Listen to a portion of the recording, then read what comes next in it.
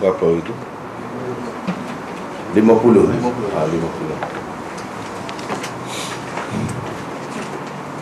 Iaitu terjemahannya muka surat 50 tu, malaikat datang kepadanya. Sebelum tu lagi, kemudian beliau kembali kepada Khadijah dan berbekal seperti sebelumnya, sehingga datang kebenaran kepadanya ketika di Gua Hira. Malaikat datang kepadanya lalu berkata, Iqra, bacalah. Nabi SAW menceritakan, saya menjawab, saya tidak pandai membaca. Malaikat itu panjang sikit ni,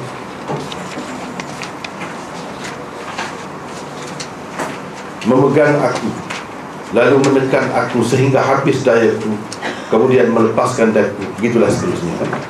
Jadi kita sampai ke muka surat 50. Perbincangan di sini saya perpanjangkan sedikit kerana ada sesuatu benda yang baru nak dikemukakan. Bukan baru sebenarnya, lama dah tapi tidak begitu popular. Baru ingat. Muka surat 50, malaikat datang kepadaku lalu berkata, Iqra. Di situ ada nota 25. Sebelum ini kita abaikan itu sebab kita sudah bincangkan dah. Bawah lagi, kita pergi bawah lagi, tempat yang huruf tebal tu. Berdasarkan andaian-andaian yang pelbagai, di sana terdapat beberapa tafsiran ulama tentang arahan Jibril alaihissalam supaya Nabi SAW membaca. Antara lainnya ialah, satu, Jibril alaihissalam telah mengemukakan sesuatu objek dalam bentuk tulisan agar Nabi SAW membacanya. Andaian ini berdasarkan kepada arahan membaca tersebut. Ini kerana jika Jibril alaihissalam tidak mengemukakan sebarang tulisan di hadapan Nabi SAW, apa artinya baginda SAW berkata, saya tidak pandai membaca? Sekiranya Jibril telah mengemukakannya dalam bentuk sebutan yang dituturkannya terlebih dahulu, sama ada dalam pertemuan itu atau dalam pertemuan sebelum itu, jika diandaikan telah berlaku. Dan itulah yang disuruh Jibril Nabi SAW membacanya. Sudah tentu Nabi SAW mampu mengikut sebutannya, kerana baginda adalah seorang Arab yang paling fasih lidahnya dan sangat kuat ingatannya. Jawaban baginda pada ketika itu sepatutnya berbunyi, saya tidak boleh menyebutnya, atau saya tidak ingat, dan sebagainya. Itu sepatutnya, bukan saya tidak pandai membaca. Ini poinnya. Yang kedua, arahan membaca di sini hanyalah untuk menarik perhatian Nabi SAW sahaja. Ianya bolehlah diibaratkan seperti seorang guru tadika yang mengarahkan murid-muridnya supaya membaca, supaya sahaja beliau melangkah masuk ke dalam kelas, dia kata baca, padahal dia tak ajar lagi. Begitulah. Sedangkan murid-muridnya masih belum mampu membaca. Arahan membaca tersebut sebenarnya adalah meminta murid-muridnya menumpukan sepenuh perhatian kepada bacaan yang akan diajarkannya sejurus selepas itu. Selain daripada dua pendapat di atas, terdapat berbagai lagi pendapat mengenainya.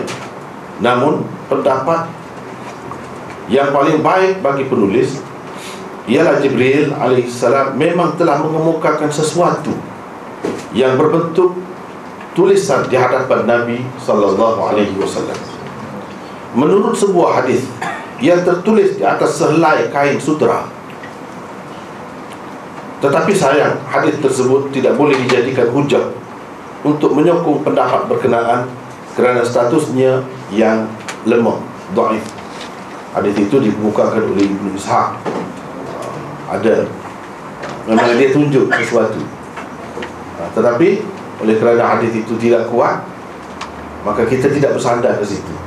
Bagi saya cukup sebenarnya dengan hadis ini. Inilah yang paling sahih. Bila disuruh baca, mestilah ada sesuatu. Mesti. Misalnya kita kata saya buka risalah ini, baca. Ini ada yang tertulis. Takkan saya nak kata baca dalam keadaan tak ada benda, dan orang yang di hadapan saya tu kosong, tak tahu apa pun yang saya suruh baca apa. Adakah saya telah mengajarnya terlebih dahulu? Saya suruh dia hafal. Kalau macam tu, bolehlah saya kata baca. Yang ni apa yang telah saya ajar dan kamu hafal itu. Sepatutnya dia kata saya tak ingat. Kalau macam tu, ni dia kata saya tidak pandai membaca. Apa maknanya? Cukup sebenarnya hadis ini pun. Bila kata saya tidak pandai membaca, artinya ada sesuatu yang tertulis. Misalnya kita kata seseorang kemukakan kepada saya buku Cina dalam bahasa Cina. Dia kata baca. Apa saya akan kata? Saya akan kata saya tak pandai membaca. Itu mesti ada sesuatu yang ditunjukkan supaya dibaca itu. Lalu saya kata saya tidak pandai membaca. Tapi kalau tidak ada sesuatu, apa dia kata baca? Baca apa? Baca apa? Sebenarnya cukup. Hadis ini pun cukup menunjukkan bahawa Rasulullah SAW pada ketika itu nak diberikan satu kemampuan yang luar biasa, iaitu kemampuan dapat membaca dan menulis. Inilah benda baru yang saya kata tu. Sebab kebanyakannya ulama-ulama mengatakan Rasulullah SAW ni buta huruf.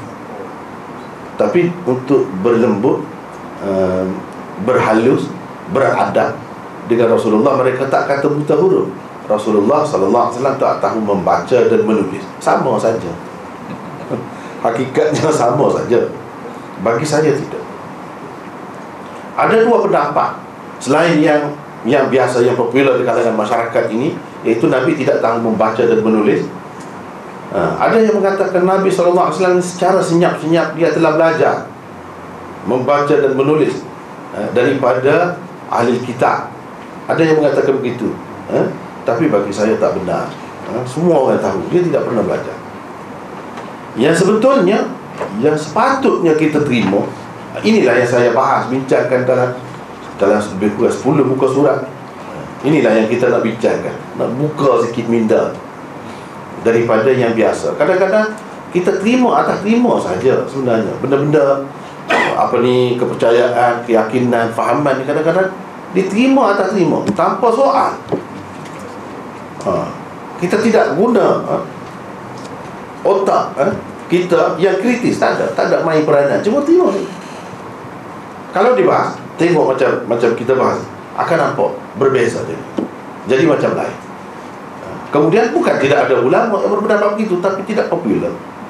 Sebabnya, apa sebab? Itulah yang kita nak bincang. Bagi saya kekeliruan sebenarnya. Kekeliruan.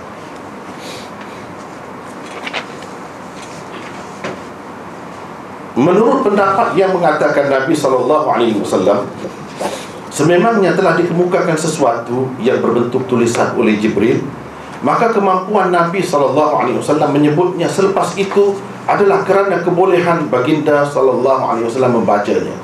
2-3 kali dia kata baca, tak boleh baca lagi masa itu. Tapi 2-3 kali dia tekan, hasil tekanan itu terus dapat baca. Yang disuruh baca, yang bertulis itu, tu dia dapat baca. Bukan sekadar dapat baca, dapat menulis lebih baik daripada orang lain. Itu kita akan buktikan kemudian.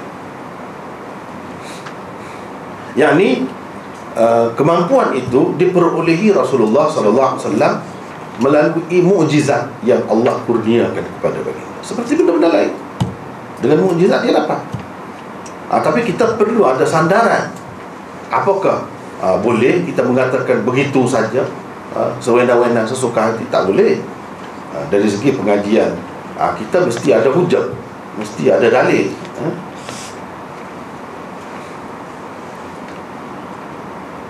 Persoalannya sekarang ialah, adakah Nabi SAW itu sebenarnya seorang yang tidak boleh membaca dan menulis di sepanjang hayat beliau? Itu persoalan. Bagi saya, kehidupan Rasulullah SAW terbagi kepada dua. Sebelum menerima wahyu ini, memang tak tahu baca, tak tahu menulis, betul. Tapi selepas itu, dia dapat lebih daripada orang lain. Dan kalau kita tak terima begitu, apa akibatnya? Ini yang kita akan bincang. Apa akibat? Atau dalam istilah yang lebih kasar, adakah Rasulullah SAW seorang buta huruf hingga ke akhir hayatnya? Itu persoalan. Adakah sifat tidak boleh membaca dan menulis, yakni kebuta hurufan itu merupakan suatu kelebihan atau kekurangan? Itu persoalan. Tak tahu baca, tak tahu tulis ni lebih ke kurang? Kalau lebih, untuk apa buka sekolah semua? Nak suruh jadi jelek huruf lah. Itulah asasnya. Mana-mana pun. Kalau buka sekolah begini banyak dalam sesebuah negeri, tapi itu bukan tujuannya. Jelek huruf bukan matlamatnya, bukan untuk mencapai kelebihan itu. Untuk apa? Sia-sia saja. Artinya bagi kita secara umumnya, buta huruf itu kurang. Biarlah terlebih dahulu kita kata untuk umum, untuk orang lain selain Rasulullah, dia anggap kurang, bukan satu kelebihan. Tak tahu baca, tak tahu menulis ni bukan satu kelebihan.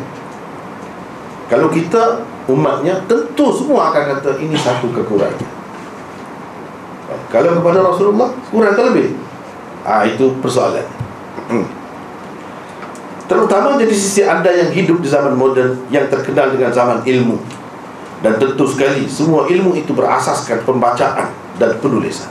Itu hakikat. Jawaban Rasulullah SAW terhadap arahan Jibril di dalam hadis di atas telah ditanggapi para ulama dengan pelbagai tanggapan. Antaranya ialah, satu, Nabi SAW memang tidak boleh membaca hingga ke akhir hayat baginda. Ini pendapat umum. Apa yang baginda baca di kala itu tidak lebih daripada mengikut sebutan yang disebut Jibril sahaja. Ini baca, tak tahu apa nak baca, tak tahu apa pun, tak ada benda pun yang ditunjukkan kepada Rasulullah SAW. Lepas tu Jibril pun baca. Jadi pendapat yang kedua tadilah, macam seorang guru yang mengajar budak tadika. Selepas dia baca ayat tu, 5 ayat tu, baru Nabi baca. Jadi baca tu sebagai turut apa yang dia sebut sebelum itu. Sebenarnya dia tak tahu baca. Tak tahu baca dengan berdasarkan tulisan, tak tahu sampai ke akhir hayat. Pendapat ini merupakan pegangan kebanyakan ulama dan diterima umum masyarakat Islam. Alasan mereka antara lainnya ialah 2 ayat berikut ini. Puncanya yang mereka berpendapat begitu, apa punca? Apa alasan? Apa sandaran mereka? Itu yang perlu kita tahu. Kalau kita tanya-tanya pun, apa yang dikemukakan oleh mereka sebagai hujah? Tak lari daripada ini. Kemudian kita akan bincang, betul ke macam itu? Cuba kita perhati ayatnya. وَمَا كُنْتَ تَتْلُو مِنْ قَبْلِهِ مِنْ كِتَابٍ وَلَا تَخُطُّهُ بِيَمِينِكَ إِذًا لَارْتَابَ الْمُبْطِلُونَ. Dan engkau, wahai Muhammad, tidak pernah tahu membaca sebuah kitab pun sebelumnya. Saya buat di situ dalam kurungan itu berdasarkan tafsir-tafsir yang sedia ada. Berdasarkan tafsiran yang sedia ada, dibuat ini sebelum turunnya Al-Quran ini, dan tidak pula tahu menulisnya dengan tangan kananmu. Andai kata engkau dahulu pandai membaca dan menulis, nescaya ragulah, yakni tentang kebenaranmu, orang-orang yang mengingkarimu. Itu ayat pertama. Ayat yang kedua, ini agak panjang sikit. الذين يتبعون الرسول النبي الأمي الذي يجدونه مكتوبا عندهم في التوراة والإنجيل يأمرهم بالمعروف وينهاهم عن المنكر ويحل لهم الطيبات ويحرم عليهم الخبائث ويضع عنهم إصرهم والأغلال التي كانت عليهم فالذين آمنوا به وعزروه ونصروه واتبعوا النور الذي أنزل معه أولئك هم المفلحون. Qul ya ayuhan nasu inni rasulullah ilaikum jami'an alladhi lahu mulkus samawati wal ard la ilaha illa huwa yuhyi wa yumit فآمنوا بالله ورسوله النبي الأمي الذي يؤمن بالله وكلماته واتبعوه لعلكم تهتدون. Itu ayatnya. Bermaksud yaitu orang-orang yang mengikut Rasul, Nabi yang ummi, yang mereka dapati tertulis di dalam Taurat dan Injil yang ada di sisi mereka, yang menyuruh mereka mengerjakan perkara-perkara yang ma'ruf dan melarang mereka dari mengerjakan perkara-perkara yang mungkar, dan menghalalkan bagi mereka segala yang baik dan mengharamkan bagi mereka segala yang buruk, dan membuang dari mereka beban-beban dan belenggu-belenggu yang ada pada mereka. Maka orang-orang yang beriman kepadanya, memuliakannya, menolongnya, dan mengikuti cahaya yang terang yang diturunkan kepadanya, mereka itulah orang-orang yang beruntung. Itu ayat 157. Katakanlah, wahai Muhammad, wahai manusia, sesungguhnya aku adalah utusan Allah kepadamu semua, yaitu Allah yang mempunyai kerajaan langit dan bumi. Tidak ada Tuhan selain Dia, yang menghidupkan dan mematikan. Maka berimanlah kamu kepada Allah dan Rasulnya, Nabi yang ummi, yang beriman kepada Allah dan kepada kalimat-kalimatnya, dan ikutilah Dia supaya kamu mendapat petunjuk. Ini surah Al-A'raf ayat 157 hingga 158. Inilah alasan orang yang mengatakan Nabi SAW tak tahu membaca, tak tahu menulis sampai ke akhir hayat. Kalau ayat Quran dua ni, tak ada lain, dua ni. Yang lain-lain itu dikaitkan saja. Yang agak jelas inilah. Itu pendapat yang pertama. Pendapat yang kedua yang saya pilih ialah Nabi SAW pada peringkat awalnya memang tidak boleh membaca dan menulis, tetapi kemudiannya baginda diberikan kebolehan membaca dan menulis oleh Allah Subhanahu wa ta'ala, serentak atau seiring dengan kebolehan baginda mengucapkan ayat-ayat Al-Quran yang pertama diterimanya daripada Jibril alaihissalam. Kebolehan dan kemampuan membaca dan menulis itu diperolehi Nabi SAW sebagai mukjizat setelah melalui proses tekanan Jibril terhadap baginda sebanyak 3 kali sebelum itu. Itu antaranya nak menimbulkan, melahirkan kemampuan itu. Itu antara maksud.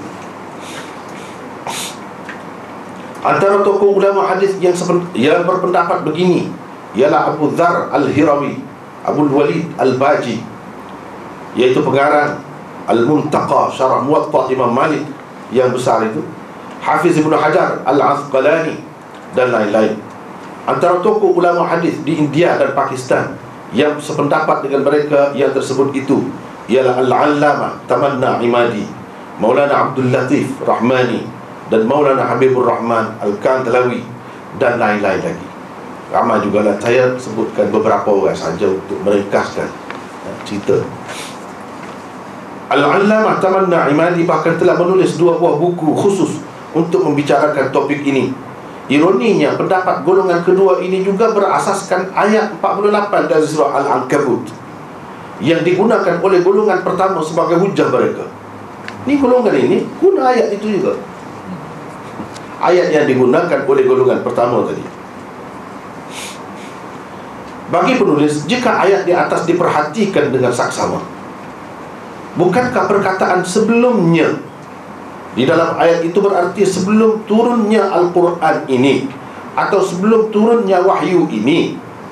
Bukankah maksud tersembunyi di sebalik perkataannya menegaskan bahawa ketidakmampuan Nabi SAW membaca dan menulis adalah sebelum turunnya wahyu kepada baginda SAW? Maka mafhum mukhalifnya, yakni pengertian sebalik bagi sesuatu kenyataan, adalah selepas turun wahyu. Keadaan pengetahuan baginda termasuk kemampuan membaca dan menulis tidak lagi seperti sebelumnya. Itu arti sebelumnya. Cuba kita perhatikan ayat sebelah tu, muka surat 51. Dan engkau tidak pernah tahu membaca sebuah kitab pun sebelumnya. Apa makna sebelumnya? Sebelumnya, kalau kita tengok dalam tafsir-tafsir terjemahan, dia ada tulis sebelum turunnya Al-Quran itu. Jadi artinya kalau selepas itu, macam mana selepas itu? Yang dinafikan sebelumnya itu memang diterima, kita terima. Tapi selepas turun wahyu, macam mana? Kira-kiranya tidak lagi seperti itu. Kalau orang kata ini menyebabkan jadi orang ragu pula. Sebenarnya tidak ada masalah keraguan itu, sebab mereka memang tahu Rasulullah SAW tak pernah belajar dengan sesiapa pun. Dia tak pernah pergi ke mana-mana jauh. Jadi bahkan menjadi mukjizat, melemahkan mereka, mengunci mulut mereka yang nak menuduh Rasulullah SAW buat Al-Quran, reka Al-Quran itu. Baik, kalau kamu boleh tulis, tulislah macam Quran itu, cuba buat. Jadi tidak timbul masalah orang nak ragu kepada Rasulullah. Tidaklah kata semata-mata pandai menulis, pandai membaca dapat buat Quran. Sekarang ni kita pandai baca, pandai nulis, buatlah. Dapat? Tak dapat juga. Cuma yang dinafikan di sini sebelum turun Al-Quran.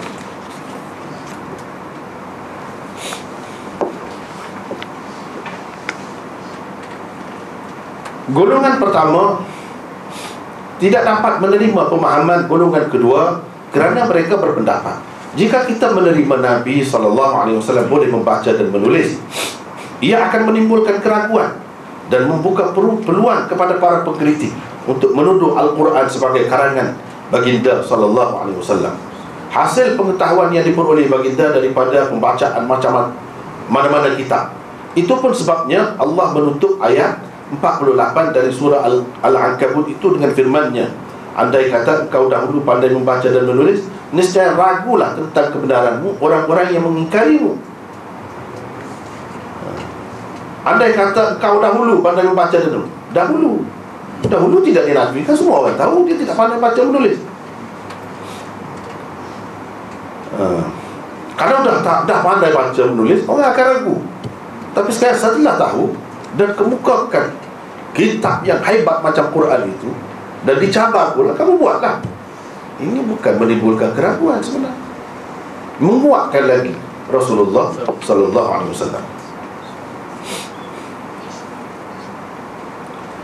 Andaian golongan pertama ini dinafikan oleh golongan kedua dengan mengatakan bahawa kebimbangan terhadap andaian Nabi SAW mengarang sendiri Al-Quran dan mengasaskan ajaran baginda atas pengetahuan hasil bacaan baginda adalah berdasarkan kemampuan membaca dan menulis sebelum baginda mengisytiharkan diri sebagai Rasul. Semua mereka memang tahu bahawa Nabi SAW sebelum mendakwa sebagai Rasul tidak tahu membaca dan menulis. Ayat 48 dari surah Al-Ankabut ini sebenarnya mengisytiharkan anugerah Allah kepada Nabi-Nya sebaik sahaja baginda menerima wahyu pertama yang tersebut di dalam hadis yang sedang kita bicarakan ini. Apa anugerahnya? Antaranya dia pandai membaca dan menulis. Tiba-tiba anugerah itu antaranya ialah kemampuan baca dan menulis. Jadi kebimbangan tentang keraguan orang-orang kafir sudah tidak timbul lagi, kerana kepandaian tersebut hanya lahir setelah baginda dilantik menjadi Rasul. Kemampuan Nabi SAW itu sebaliknya lebih menimbulkan kehairanan dan lebih mengagumkan mereka. Di samping itu, kalaulah firman Allah ini diturunkan dengan tujuan membuktikan kebuta hurufan Nabi SAW sampai ke akhir hayat, tentulah sudah memadai ayat 48 surah Al-Ankabut itu tanpa firmannya min qablihi. Tak payah sebut. Untuk apa sebut min qablihi sebelumnya itu? Kewujudan min qablihi kelihatan seperti tambahan yang tidak mengandungi apa-apa arti lagi. Kalau begitu, dia boleh kata begini, wa ma kunta tatlu min kitabin wa la takhuttu bi yaminik idzan la tabal mubtilun. Tak payah ada tu min qablihi. Ada min qablihi menimbulkan kemusykilan. Apa makna sebelumnya? Kamu tidak pernah baca mana-mana buku sebelumnya. Sebelumnya tu nak balik ke mana? Nya. Tak perlu dah. Kalau nak menafikan kepada yang baca dan menulis itu buat selama-lamanya dari awal hingga ke akhir, tak perlu. Dia akan kata, wa ma kunta tatlu min kitabin wa la takhutuhu, gitu. Tak payah ada min qabli. Ada min qabli, sia-sia saja kalau begitu. Tapi kalau yang hendak dinafikan itu yang sebelum dia terima wahyu, ya ada makna. Ada makna.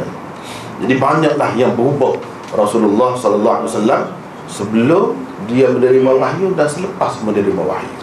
Antara yang ketaranya ialah dia dapat membaca dan menulis. Dapat membaca dan menulis lebih daripada orang lain lagi.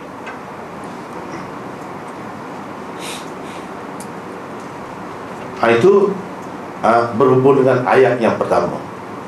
Jadi disitulah ayat itu juga digunakan oleh golongan pertama yang mengatakan Nabi buta huruf, tak dapat membaca dan menulis sampai ke akhir hayat.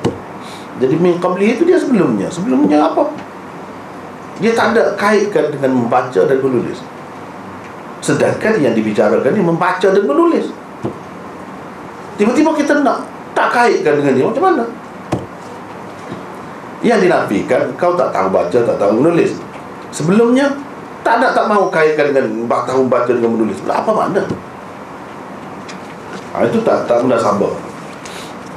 Yang kedua, ini ayat yang kedua lah, Nabi yang ummi. Manakala perkataan ummi di dalam ayat 157, 158 dari surah Al-A'raf pula difahami golongan pertama sebagai Nabi yang tidak tahu membaca dan menulis, atau dengan bahasa yang agak kasar, Nabi yang buta huruf. Itu kan, Nabi yang ummi. Golongan pertama kata Nabi yang tidak tahu membaca dan menulis. Itulah mafhumnya.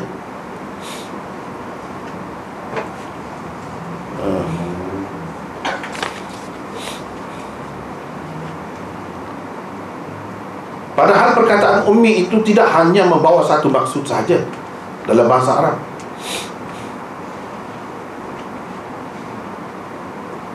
Kerana ia juga mengandungi arti-arti yang lain.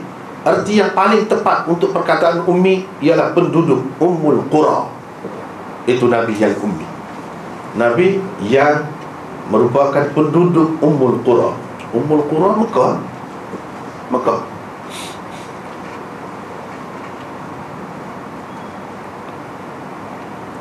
Ummul Qura, ibu negeri, iaitu nama kedua bagi Mekah.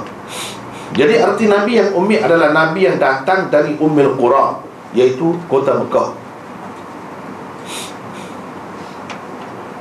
Ini kerana penduduk kota Mekah sering juga dipanggil dengan Ummiyin.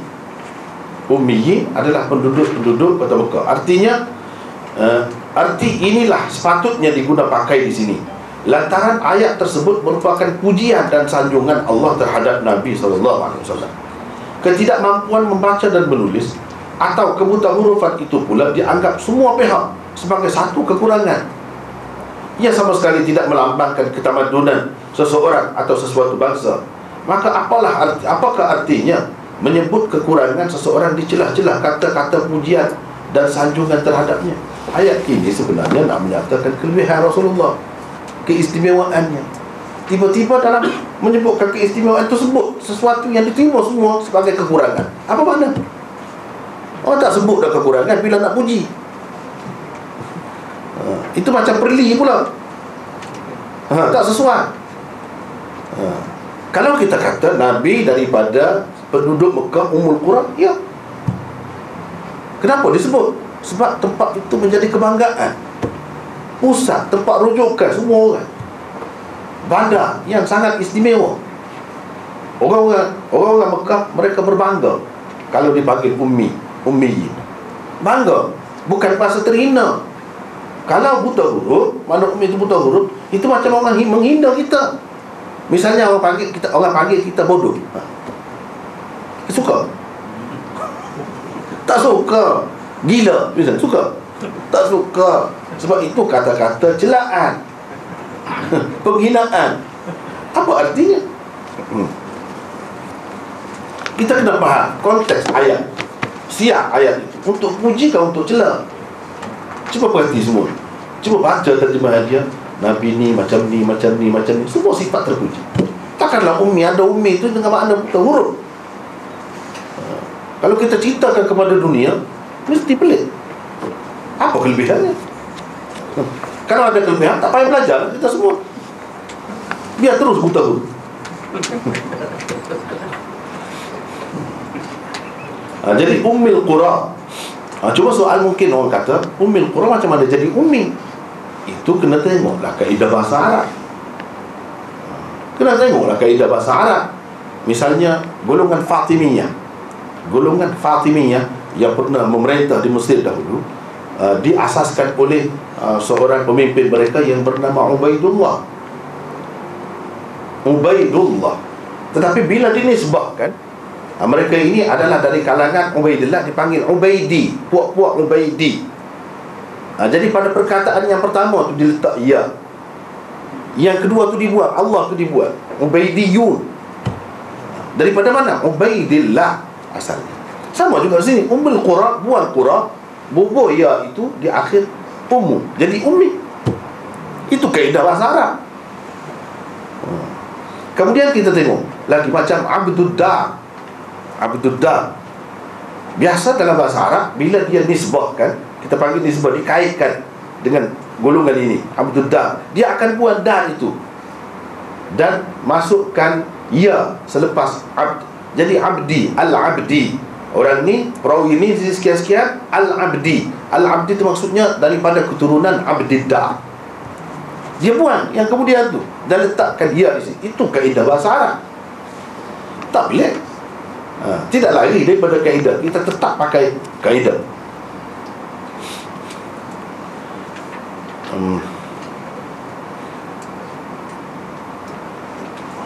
Ini kerana penduduk Mekah sering juga dipanggil dengan ummiyin. Erti inilah sepatutnya diguna pakai di sini, lantaran ayat tersebut merupakan pujian dan seterusnya. Ia sama sekali tidak melambangkan bawah lagi. Maka apa artinya? Bawah lagi. Kalau ayat tersebut merupakan pujian Allah kepada Nabi SAW, maka perkataan ummi seharusnya membawa maksud yang istimewa, dan ia mengandungi arti yang baik, bukan dia arti yang buruk dan keji. Justru buta huruf bukanlah makna yang tepat di sini. Sebaliknya, kota Mekah adalah sebuah bandar yang menjadi kebanggaan penghuni-penghuninya. Mereka sememangnya berbangga menjadi penduduk Mekah. Seringkali apabila ditanya tempat asal atau negeri mereka, dengan penuh rasa bangga mereka menjawab, saya ummi. Takkan dia kata saya buta huruf?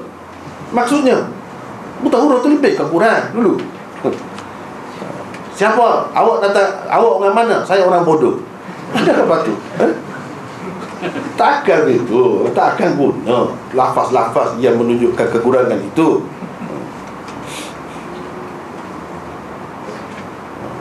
Maksudnya ialah saya orang Ummul Qura atau orang Mekah. Sebab kita kena tahu sejarah latar belakangnya. Di Syam, di Yaman, di mana-mana pun kalau orang Mekah pergi, mereka dilayan, disambut baik. Sebab perjanjian, pemimpin-pemimpin politik mereka sebelum itu sudah buat perjanjian. Kalau puak-puak kita pergi, mesti kamu terima dengan baik, layan dengan sempurna. Sebab itu dia bangga. Tanya balik, daripada mana? Dari ummi, saya orang ummi. Mereka terus dilayan dengan istimewa. Itu hakikat. Jadi ini satu kebanggaan, satu kelebihan, bukan satu kehinaan. Tidak mungkin sama sekali mereka berbangga dengan berkata saya ummi dengan maksud saya buta huruf. Tak mungkin. Golongan pertama menghujahkan bahawa buta huruf bukanlah suatu kekurangan kepada Nabi SAW. Sebaliknya, ia adalah suatu kelebihan dan mukjizat.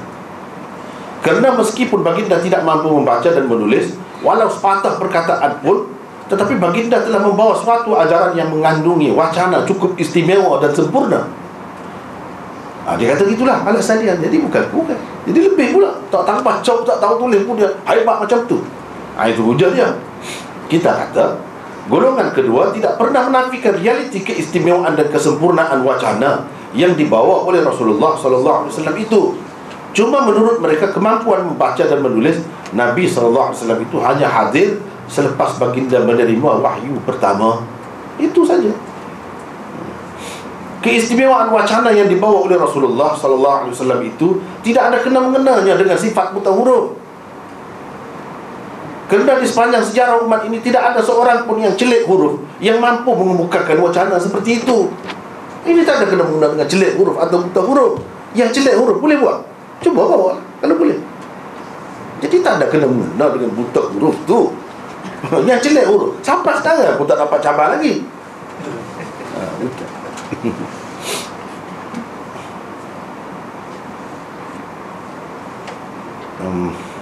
Ia tetap merupakan mukjizat.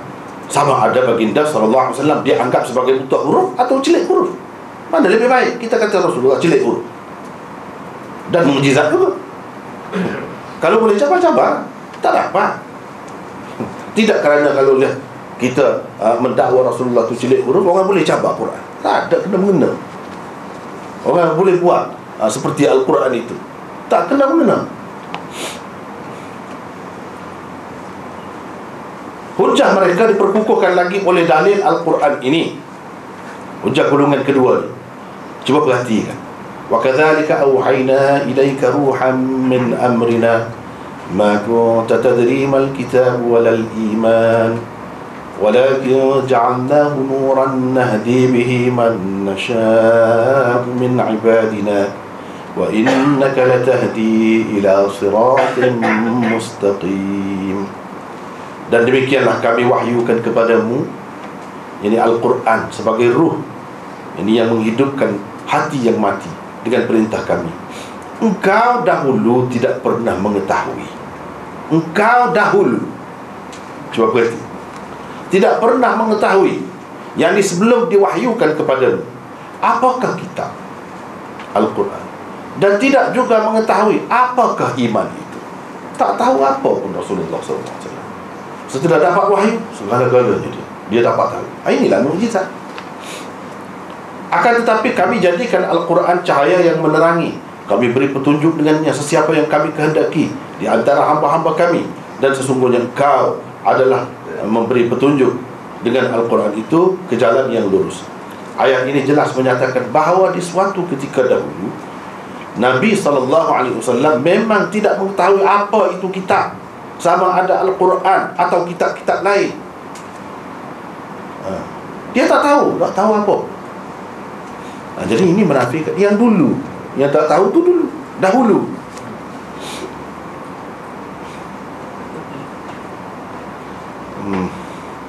Kerana pada ketika itu baginda memang tidak pandai membaca, dan wahyu berupa Al-Quran juga belum diterima. Tetapi bukankah ayat itu mengaitkan dengan dahulu? Apa makna dahulu?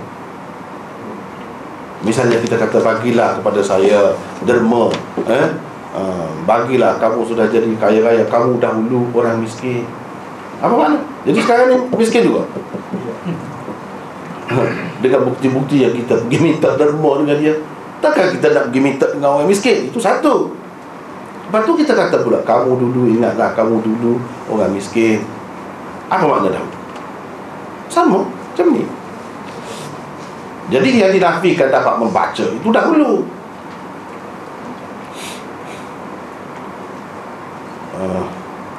Kalau begitu, keadaan baginda selepas menerima wahyu pastilah berbeza daripada keadaan sebelumnya. Ada yang kata buta huruf adalah suatu kelebihan, maka apakah sebabnya Al-Quran dan Al-Hadis menggalakkan kita membaca dan menuntut ilmu? Al-Quran dan Al-Hadis menggalakkan kita belajar, membaca, menulis. Berapa banyak dalam Quran, Nun wal qalami wa ma yasturun, dan seterusnya. Qalam, pen, guna begitu sekali. Tiba-tiba Nabi SAW sampai ke akhir hayat, dia sendiri buta huruf. Macam mana? Walaupun orang terima, ialah itu pendapat masing-masing. Pendapat masing-masing.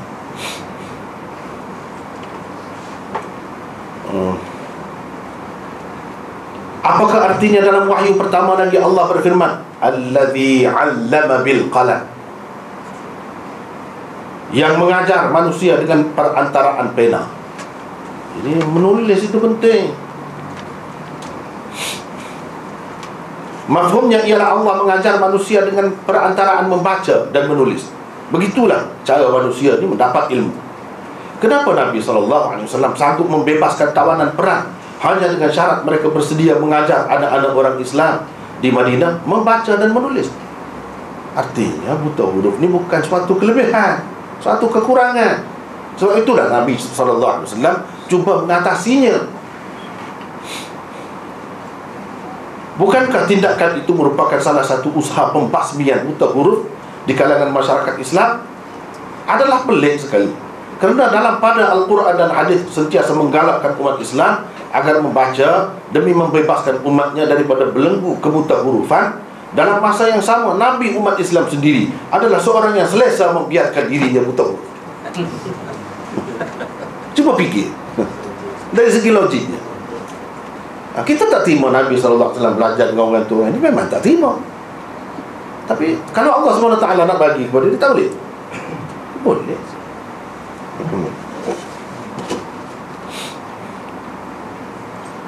Huruf apa yang Rasulullah SAW tidak kenal kalau baginda sendiri bersabda, "Man qara'a harfan min kitabillah falahu bihi hasanah wal hasanatu bi'ashri amsalihha la aqul alif lam mim harfun walakin alif harfun wa lam harfun wa mim harfun."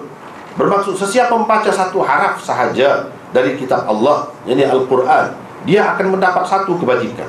Satu kebajikan itu digandakan dengan 10 kali ganda. Aku tidak berkata alif lam mim itu satu haraf, tetapi alif satu haraf, lam satu haraf, dan mim satu haraf. Adakah anda fikir orang yang telah menyebut huruf-huruf alif, lam, dan mim itu hanya tahu menyebutnya sahaja? Sementara rupa huruf-huruf itu tidak dia kenal pun. Logik ke? Dia kata bukan alif lam mim itu satu haraf. Alif satu haraf, satu huruf, lam satu huruf. Jadi dia kata tu dia kenal kan, lam tu yang mana, macam mana rupanya, mim tu macam mana rupanya. Nanti kalau orang kata ni lah mim, yang nun tu mim, dia nak kata ini bukan, ini nun, ini mim. Artinya dia pandai, dia jelek huruf, dia bukan buta huruf. Apa makna hadis ini? Kalau orang cuba nak mempermain-mainkan dia, Rasulullah ini bukan mim macam ni, yang ni mim, nun dia tunjuk ni. Macam mana? Apakah Rasulullah akan menafikan atau mengiyakan? Dia tak tahu apa. Tak logik. Macam mana dia boleh sentuh ini semua?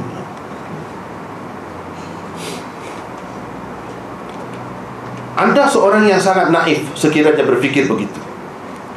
Sekiranya timbul pula persoalan dan kemuskilan tentang kenapa Nabi SAW tidak menulis sendiri Al-Quran dan surat-surat baginda.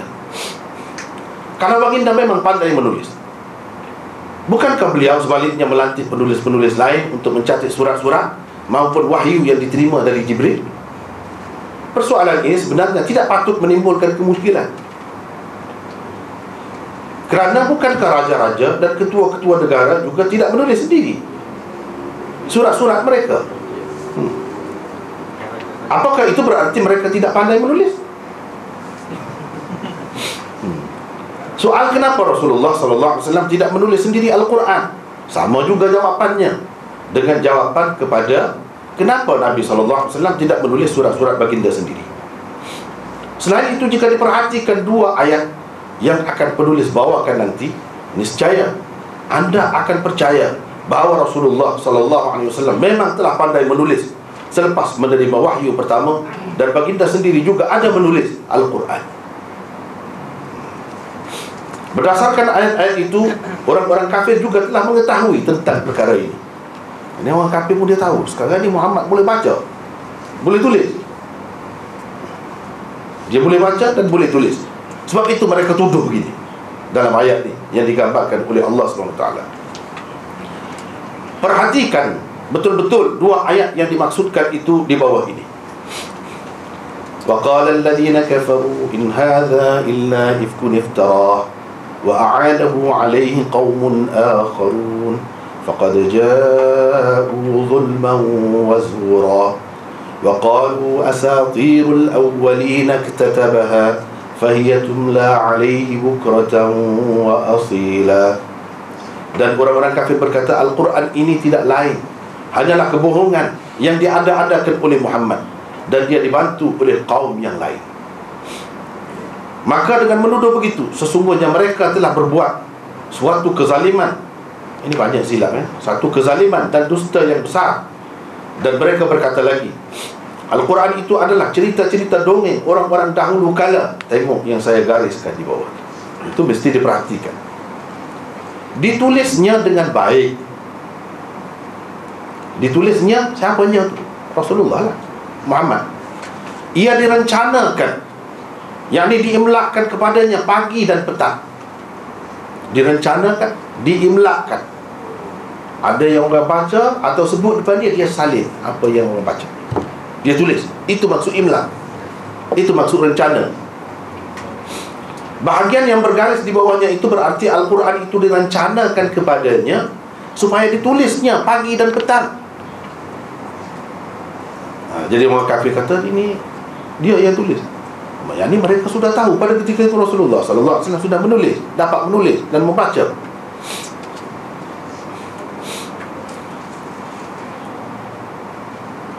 Maksud lalu direncanakan di hadapannya setiap pagi dan petang ialah Al-Quran itu direncanakan, yakni diimlakkan supaya ditulis.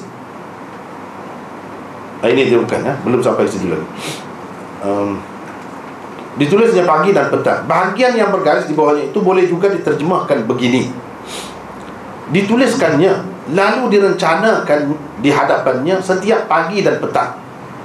Maksud lalu direncanakan di hadapannya setiap pagi dan petang ialah Al-Quran itu direncanakan, diimlakkan supaya ditulis para sahabat di bawah pengawasan baginda sallallahu alaihi wasallam.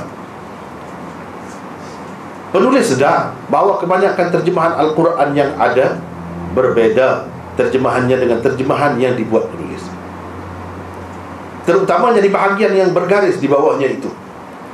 Tetapi jika direnungi dengan cermat, tanpa terpengaruh dengan kefahaman yang tersebar dengan meluas di kalangan masyarakat bahawa Nabi SAW itu seorang buta huruf, anda insya-Allah akan mengutamakan terjemahan penulis. Ya, masing-masing terjemahan tetap memakai kaedah tertentu dan punya sandarannya sendiri. Saya sedar itu, ada kaedahnya, dia ada jalan keluarnya. Tetapi sekarang ini kita nak tengok mana yang lebih tepat.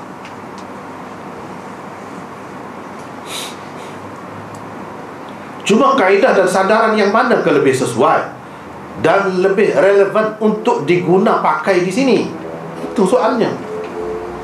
Jangan kira terpengaruh. Kalau kira terpengaruh dengan kebanyakan, memanglah itulah lebih banyak kalau nak kira majoriti.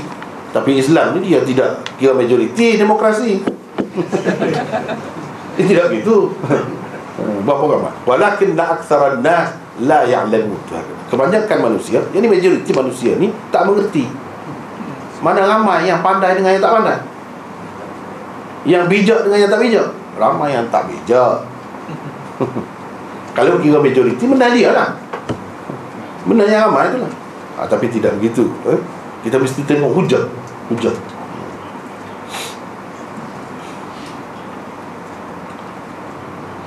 Itu saja masalahnya. Sebagai contoh dan untuk perbandingan semata-mata, bukan nak tuju, nak merendah-rendah. Tidak, bukan itu maksud saya.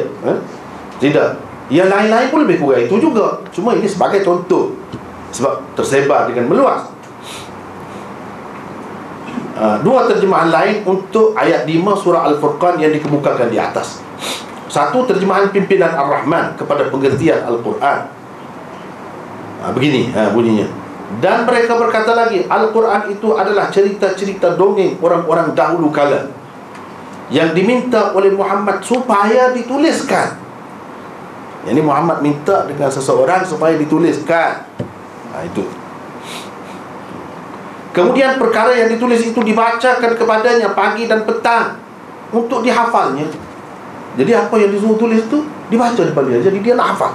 Nampak lemah sangat Rasulullah SAW. Jadi dia kena hafal pula apa yang dia suruh orang tulis. Satu, kena suruh orang tulis untuk dia. Lepas tu dia nak hafal pula, kena baca pagi dan petang, nak sesuaikan dengan ayat untuk dia hafal. Macam tu ke hafalan Rasulullah Nabi SAW yang dipilih oleh Allah? Tak masuk akal bagi saya. Yang kedua, terjemahan Al-Quran terbitan Departemen Agama Indonesia yang masyhur. Dan mereka berkata, dongengan-dongengan orang-orang dahulu dimintanya supaya dituliskan. Sama juga, lebih kurang. Maka dibacakanlah dongengan itu kepadanya setiap pagi dan petang. Jadi dibacakan, dia pun ingat nak sebarkan dongengan itu, Quran itu. Jadi mana tidak ingat tu? Di mana di dalam Al-Quran kata inna alaina jam'ahu wa qur'ana? Di mana? Di mana? Allah SWT tak bagi tu, tak payahlah tu ikut Jibril. Jibril baca, kamu baca. Tak payah begitu. Biar Jibril baca dulu, kamu dengar dengan baik. Lepas tu kami jamin kamu ingat dapat baca dengan baik selepas itu. Di mana? Jadi perlu orang baca pula untuk dia hafal.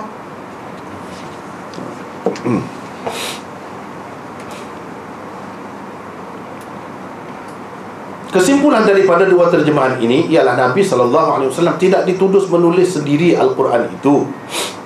Kononnya, bagaimana mereka akan menuduh Rasulullah SAW menulis sendiri Al-Quran, padahal semua mereka tahu yang baginda itu buta huruf, tidak tahu membaca dan menulis. Sebaliknya baginda SAW dikatakan telah meminta orang lain supaya menuliskannya untuk diri baginda SAW. Setelah dituliskan, ia dibaca di hadapan baginda pagi dan petang, mungkin untuk tujuan semakan, hafalan, suntingan, pengubahsuaian dan sebagainya. Itulah yang dapat kita fahamnya. Kalau disuruh baca semula tahu maksud. Itulah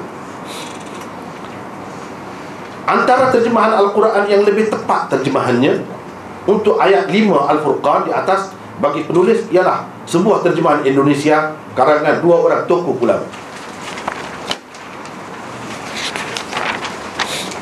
bernama H tu apa? Haji apa? Zainuddin Hamidi dan Fakhruddin HS tu apa saya pun tak tahu. Tapi dia tulis begitulah. Tapi sebenarnya dia ni berpendapat, kalau dalam tafsir ni kita tengok di tempat lain, dia pun berpendapat Nabi SAW buta huruf juga. Cuma di sini kenapa dia terjemah begini? Dia tak sedar ke dia terjemah begini? Dia terjemah begini menunjukkan dia tidak buta huruf. Misalnya tengok, untuk perbandingan lihatlah terjemahannya ini. Dan mereka berkata lagi, cerita-cerita orang purbakala itu dituliskannya, maknanya Nabi tulis sendiri lah.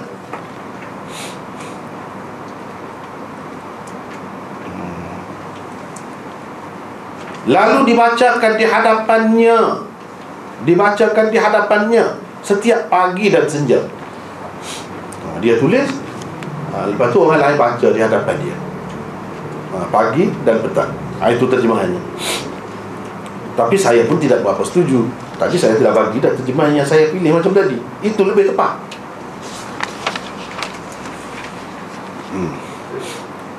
Jadi kita nak tahu kenapa dia terjemah begitu. Sebab itu saya kata tadi, masing-masing ada kaedah. Dia guna kaedah juga.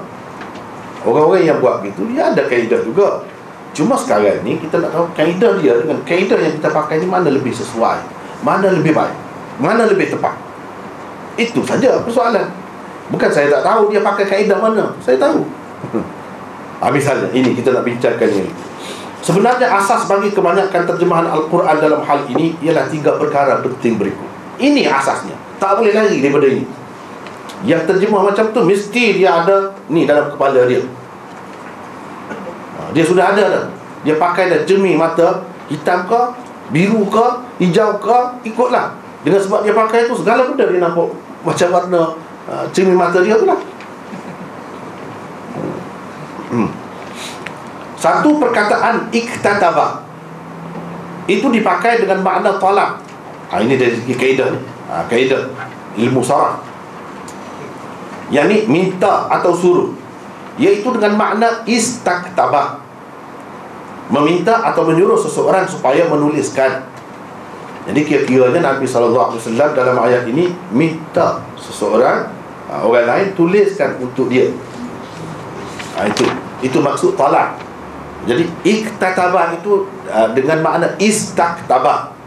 Kalau orang belajar ilmu saraf dia tahu ini bina talab, makna talab. Sama seperti perkataan ihtajama, meminta dibekam. Bukan dia bekam sendiri. Boleh kalau orang nak bekam sendiri? Mestilah dia minta orang bekam. Tengok dia guna perkataan ihtajama, ifta'ala, sama dengan iktataba itu, mana minta.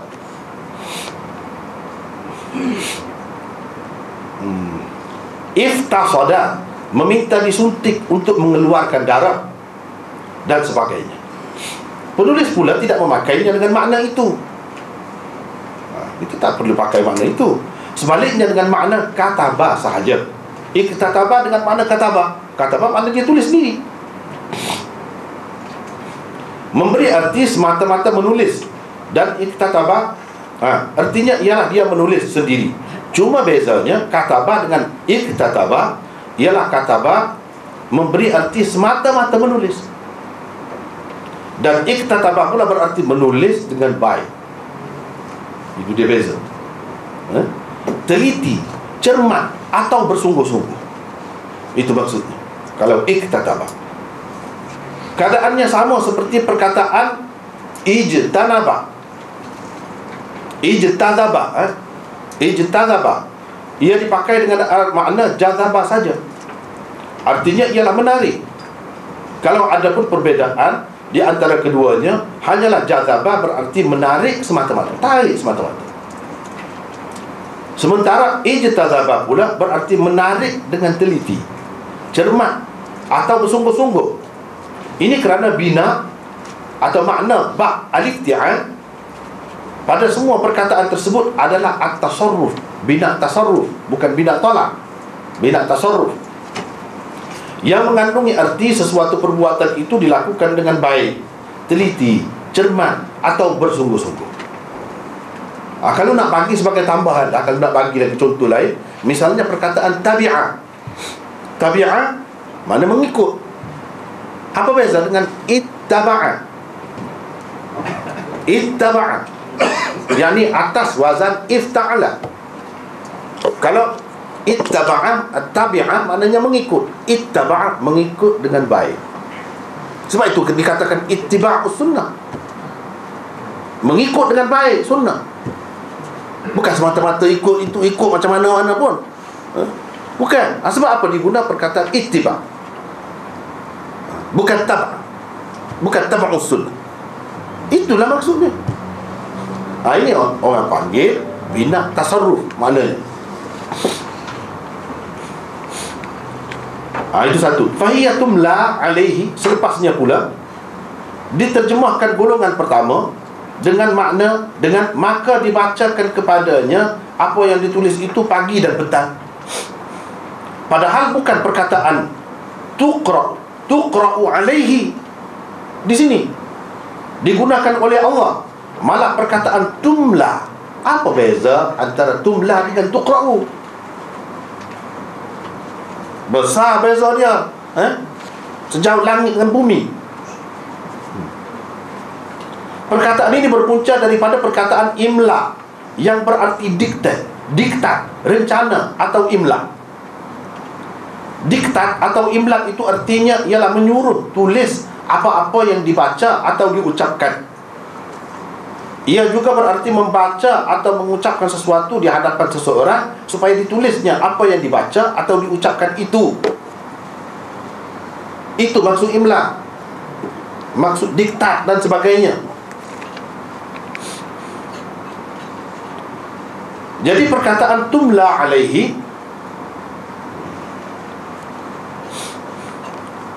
dengan sirah majhul itu seharusnya diterjemahkan dengan cerita-cerita dongeng orang-orang dahulu kala itu dibacakan kepadanya atau disampaikan di hadapannya atau direncanakan kepadanya supaya ditulisnya pagi dan petang. Siapa yang merencanakannya? Jibril lah. Jibril baca, Nabi tulis. Itu maksud tumla alaihi. Alaihi itu tak ada khilaf. Semua kata hi itu maksudnya Rasulullah sallallahu alaihi wasallam. kembali kepada Rasulullah. Diimlakkan kepadanya apa makna? Mana Jibril baca, Nabi tulis. Kalau tidak Nabi tulis, siapa yang tulis lagi? Siapa? Sini alaihi. Hi itu satu, tentu dari Rasulullah. Semua terima begitu. Fahiya tumla alaihi. Apa maksudnya? Ganti nama atau dhamir pada perkataan alaihi diterima semua pihak, kembalinya kepada Nabi sallallahu alaihi wasallam. Tidakkah ini jelas menunjukkan Rasulullah sallallahu alaihi wasallam pada ketika itu memang pandai menulis? Kalau tidak, apakah artinya mengimlakkan sesuatu kepadanya supaya ditulisnya apa yang diimlakkan itu, dan dia tak tahu menulis? Apa arti imlak? Tak ada arti.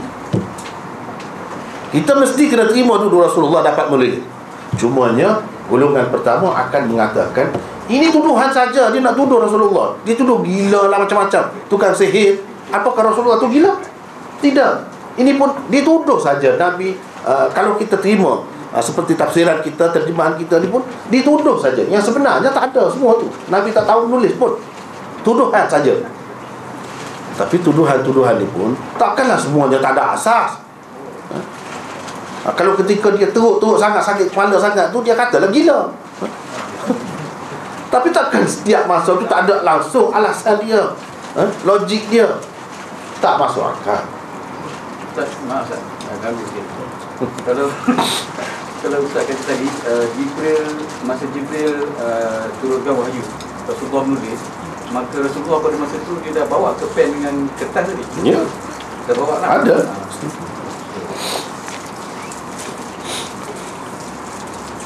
Itu yang pertama, alasan orang yang mengatakan Nabi SAW ni buta huruf. Dan iktataba di sini, iktatabaha fahiya tumla alaihi bukratan wa asila. Iktatabaha itu maksudnya Nabi SAW minta seseorang tuliskan untuknya. Dan dia pakai iktataba itu dengan makna istaktaba. Dia pakai dengan makna istaktaba. Ni kalau orang yang belajar ni memang dia, orang Kelantan kata jelira. Jelira bahas lagu ni. Kalau tak faham gini, ataupun kalau orang tu tak belajar, dia tidak ada asas, memang susahlah sikit. Susah sikit.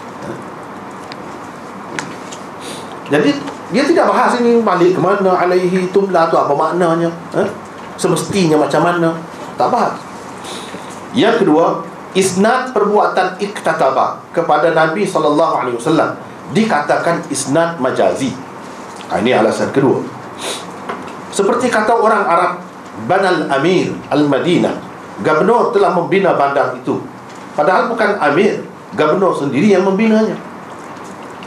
Jadi kalau kita kata iktataba itu menulis, Nabi menulis, bukan dia yang menulis, dia yang suruh menulis. Seperti menteri besar ke, ataupun sesiapa ke Perdana Menteri ke, buat apa-apa binaan, dikaitkan dengan dia, padahal bukan dia sendiri yang buat. Oleh kerana dialah yang menyuruh atau meminta supaya bandar itu dibina dan dibangunkan, dikatakanlah dia membinanya. Yang terlibat dalam pembinaan secara langsung sebenarnya ialah tukang-tukang dan kaki tangannya. Asas takwilan ini juga adalah kepercayaan bahawa Rasulullah SAW buta huruf sampai mati. Kalau tidak, apa salahnya dikatakan isnad itu adalah isnad hakiki, dengan arti Nabi SAW sendiri telah menulisnya. Apa salahnya? Tapi oleh kerana sudah ada dalam kepala kita, Nabi buta huruf ini tak boleh diusik. Jadi yang lain-lain semua mesti kita takwil supaya sesuai dengan ini. Itu sebab jadi dia takwil, dia kata isnad majazi lah. Padahal asasnya bila kita bercakap, saya tidur, saya makan, kita sendirilah yang makan, bukan orang lain. Itu isnad hakiki. Orang yang bercakap, dialah yang buat asalnya. Kecuali kalau ada dalil-dalil yang menunjukkan tidak dia buat, macam gubernur ataupun menteri besar buat tadi, itulah kita terimalah tu. Tapi oleh kerana dia sudah terima dalam kepala dia, tak boleh diusik ni, mesti sudah tetap dah. Macam dalil tu terang sangat, macam qul huwallahu ahad, Allah itu esa, tak boleh usik, tak boleh macam tu. Mana dalil yang terang tu? Mana? Kita nak pegang kukuh macam tu, mesti ada dalil yang kukuh. Tak boleh terima atas terima begitu saja, tak cukup. Sebab sudah ada konsep itu dalam kepala. Yang ketiga, menjadikan hadis sebagai hakim atau pemutus terhadap Al-Quran, atau dengan kata lain mentakwilkan Al-Quran agar sesuai dengan hadis tertentu. Ini bahaya. Kadang-kadang memang patut buat begitu, kadang-kadang tak boleh sewenang-wenang. Dia sepatutnya Quran menghukum, memutuskan hadis, bukan hadis menentukan Quran. Itu sepatutnya. Itu mengikut kaedah yang betul. Tapi dalam kes ini seolah-olahnya Quran ditundukkan kepada hadis. Hadis itu yang mana hadis? Yang mana biar jelas dulu. Tapi sudah terima ni, kita tak boleh nak kata apa. Macam gitu. Tapi saya buat juga, nak buka fikiran. Fikir mana yang lebih sesuai, mana yang lebih tepat mengikut kaedah, kaedah syariat, kaedah bahasa, mana yang lebih tepat. Menjadikan hadis sebagai hakim, itu tadi. Sedangkan pendirian yang sepatutnya diambil ialah menjadikan Al-Quran sebagai hakim dan pemutus kepada hadis dan lain-lain. Sikap yang semestinya dipilih pula ialah mentakwilkan hadis dan lain-lain sumber maklumat dan hukum agar sesuai dengan Al-Quran. Di dalam Al-Quran tidak ada satu ayat pun yang dengan jelas menyebutkan Nabi SAW itu buta huruf sampai ke akhir hayat. Tak ada. Perkataan ummi, ummiyun, ummiyin misalnya tidak jelas menunjukkan makna buta huruf. Itulah sandarannya yang dikatakan sebab ada ummi. Jadi ummi itu terus buta huruf. Macam itu saja satu-satunya makna. Tak mungkin, tak masuk akal kalau kita pasangkan dengan makna yang lain. Seolah-olahnya begitu. Ini satu kesilapan sebenarnya.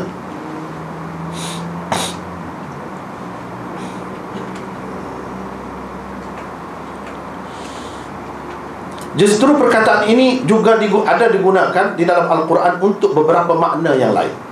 Antaranya ialah dengan makna orang Yahudi yang buta agama, itu ummi. Dalam Quran ada guna. Tidak semestinya dia buta huruf, buta agama, itu ummi. B, orang yang jahil tentang agama, tidak semestinya dia Yahudi. Dia juga tidak semestinya buta huruf. Orang Islam yang jahil tentang agama, ummi lah.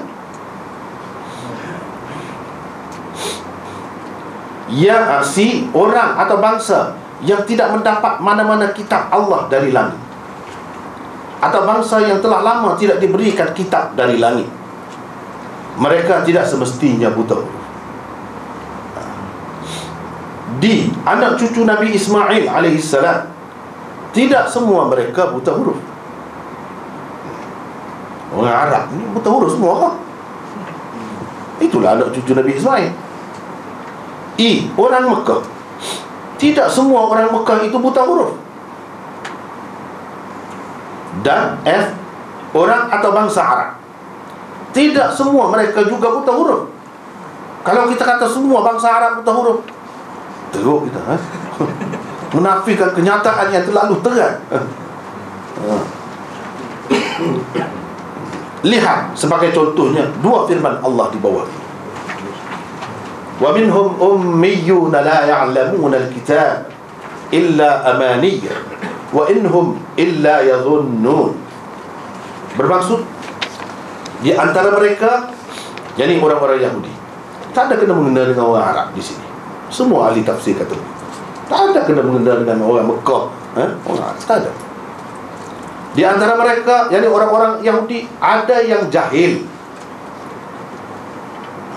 yakni buta agama. Wa minhum ummiyun, mereka tidak mengetahui Alkitab, yakni Taurat itu, selain dari penerangan-penerangan bohong dari ketua-ketua mereka, dan mereka hanyalah berpegang kepada sangkaan-sangkaan sahaja. Yakni orang-orang Yahudi ni yang kita kata yang sekular lah, dia tak tahu apa agama, dia serah kepada ahli agama, ikut apa yang mereka cerita. Mereka sibuk berniaga, sibuk buat benda-benda lain lah. Tapi dia tidak semesti buta huruf, tapi dia jahil agama. sehingga mereka ditipu dalam hal agama, ikut sewenang-wenang, ikut rahib-rahib dan pendeta-pendeta mereka.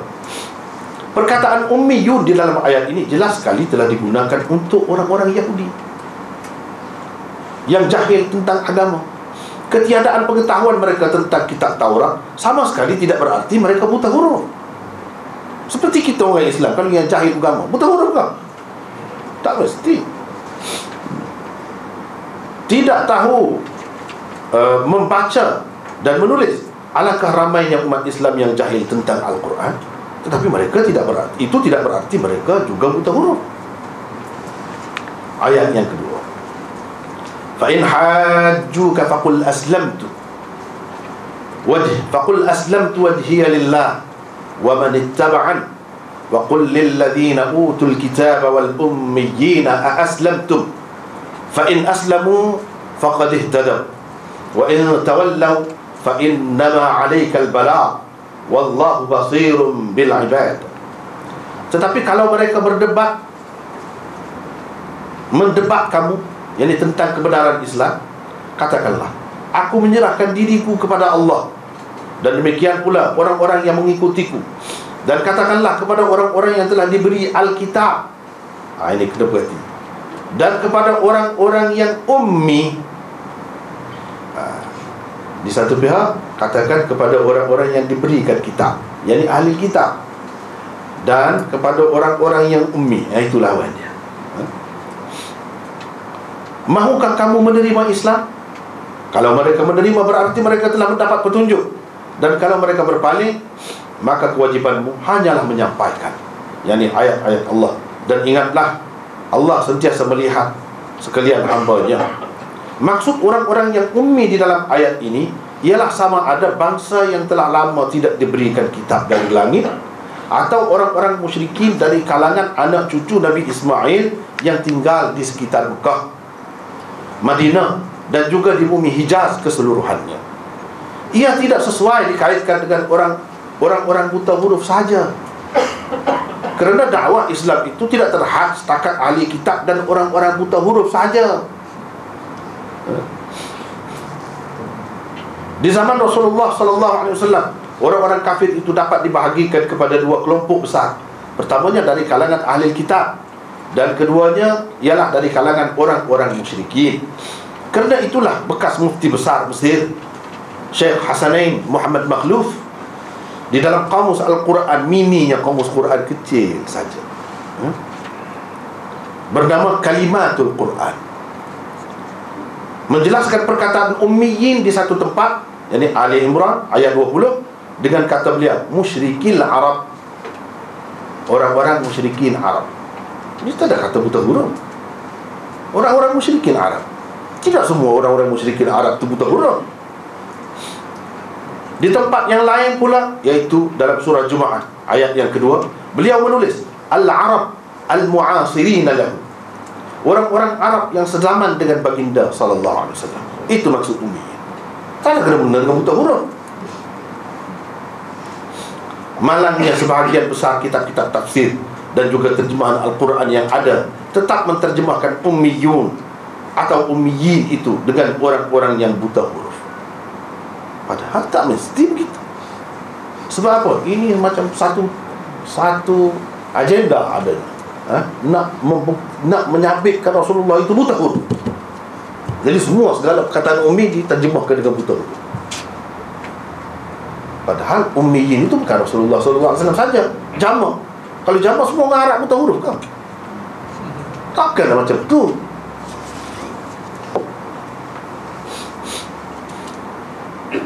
Puncanya ialah kerana ada tersebut di dalam sebuah hadis tafsiran perkataan ummi itu. Kononnya ia berarti orang yang tidak tahu menulis dan mengira. Maka di mana saja ditemui perkataan itu, teruslah dipakai tafsiran tersebut. Padahal banyak lagi perkara yang perlu dibahas berkenaan dengan hadis itu. Mana hadisnya? Ini yang jadi punca sebenarnya. Ini berarti kita menjadikan hadis sebagai pemutus dan hakim terhadap Quran. Itu silap. Sepatutnya Quran menjadi hakim kepada semua yang lain, bukan hadis saja. Quran itu rujukan utamanya. Ini bunyinya hadis. inna ummatun ummiyatun la naktubu wa la nahsub asyhru hakadha wa hakadha, yani marratan 29 wa marratan 30.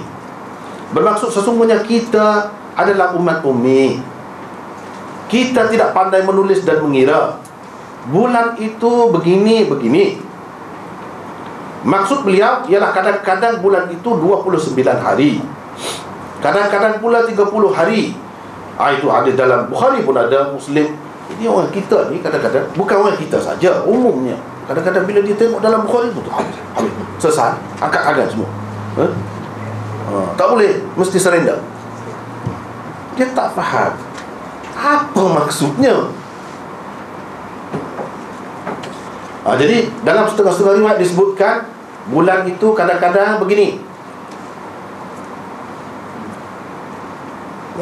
Tiga kali 30. Lepas tu dia kadang-kadang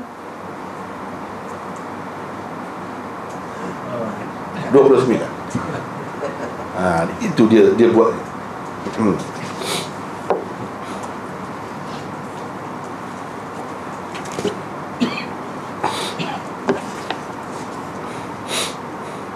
Inilah antara hadis utama yang dianggap sebagai penentu makna ummi di semua tempat yang lain, sama ada di dalam Al-Quran atau hadis. Inilah hadis. Kalau kita nak tahu, kepada orang yang tidak tahu, dia pun tak tahu mana orang ambil ni puncanya.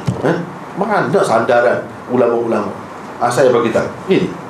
Ini hadisnya yang paling sahih. Ini. Tapi apa maksudnya? Itu perlu diteliti.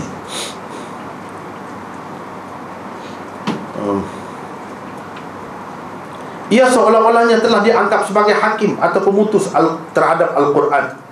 Mana-mana ayat Al-Quran yang mengandungi perkataan ini terus ditakwil saja supaya sesuai dengannya, tanpa mengambil kira lagi sama ada ia sesuai atau tidak dengan konteks ayat itu.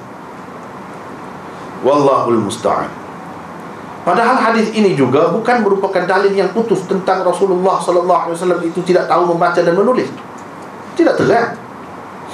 Jika diteliti dengan cermat, hadis seperti ini sama sekali tidak patut dijadikan asas untuk menghukum bahawa Nabi SAW itu seorang buta huruf. Bangsa Arab juga satu bangsa buta huruf. Kalau tidak, di sepanjang sejarah pun sekurang-kurangnya semua mereka pernah di suatu ketika dahulu buta huruf. Atau lebih dahsyat lagi kalau disimpulkan daripadanya, umat Islam itu semua sekali buta huruf dengan alasan Rasulullah SAW telah bersabda, sesungguhnya kita adalah umat ummi. Ummi itu kalau dipakai buta huruf, macam mana jadinya? Jadi kita adalah umat buta huruf. Semua kita orang Islam. Jadi yang saya tulis ni buta huruf kan?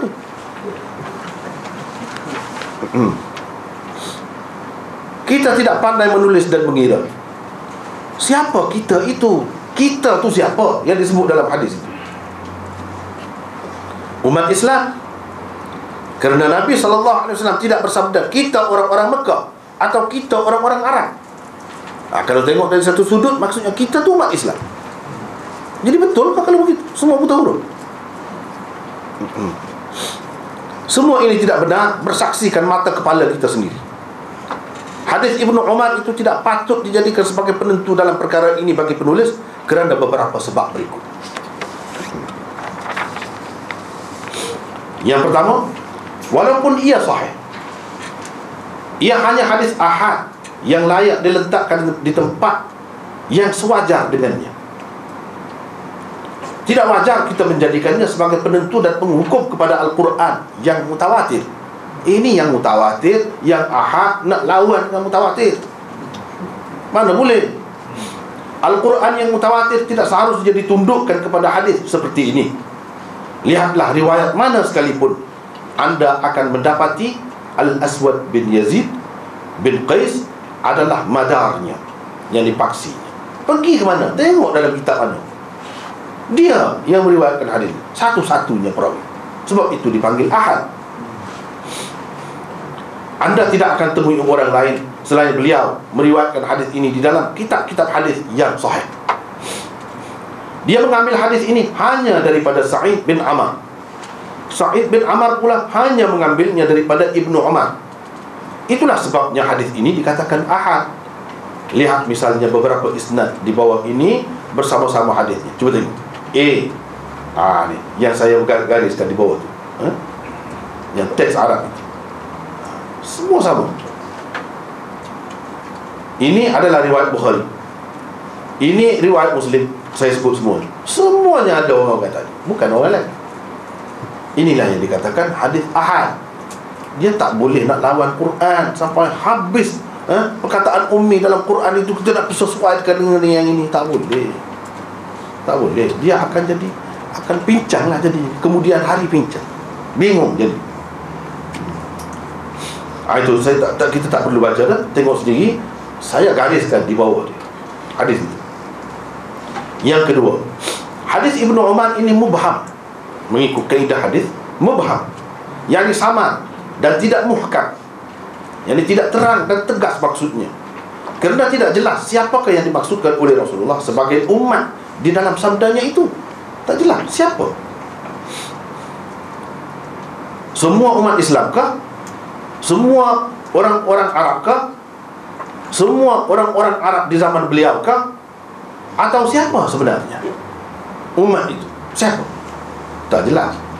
Bila tak jelas, kita tak boleh pakai. Apalagi kita tengok dalam kenyataannya tidak begitu. Kenyataan mendustakannya.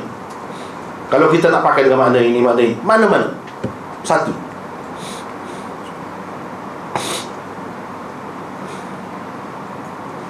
Kalau dikatakan semua umat Islam, jelas sekali ia bercanggah dengan kenyataan. Begitu juga kalau dikatakan semua orang Arab.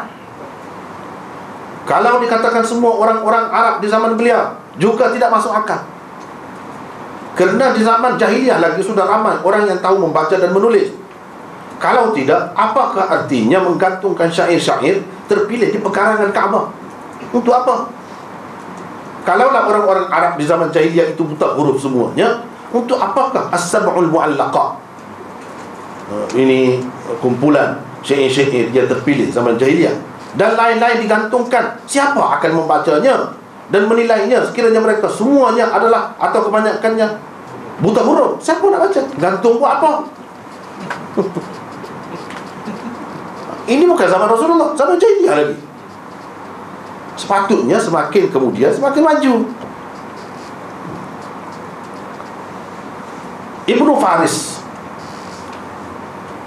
di dalam kitabnya As-Sahibi fi Fiqhil Lughah menentang keras orang-orang yang berpendapat bahawa orang-orang Arab di zaman Rasulullah sallallahu alaihi wasallam itu semua mereka atau kebanyakan mereka buta huruf. Ini ahli bahasa, pakar bahasa. Beliau mengemukakan ribuan nama para sahabat dan kalangan musyrikin Arab yang bukan sekadar celik huruf, malah mereka juga mahir dalam pelbagai bidang ilmu dan kesenian. Di akhirnya beliau menulis, "Wa mal Arab fi qadim az-zaman illa ka nahnu al-yawm. Fama kullun ya'rifu al-kitab wal khat wal qira'ah." Bermaksud orang-orang Arab di zaman dahulu itu sama seperti kita hari ini juga, dia kata. Jadi dia kata tu tarikhnya dia meninggal dunia pada tahun 395 lagi Hijrah. Tidak semua kita pandai membaca dan menulis. Yang ini berpendidikan, mereka juga begitu. Kalau nak kata semua jadi umat tu, kita ni umat buta huruf, siapa umat itu? Kalau nak kata orang Arab di zaman beliau pun tidak.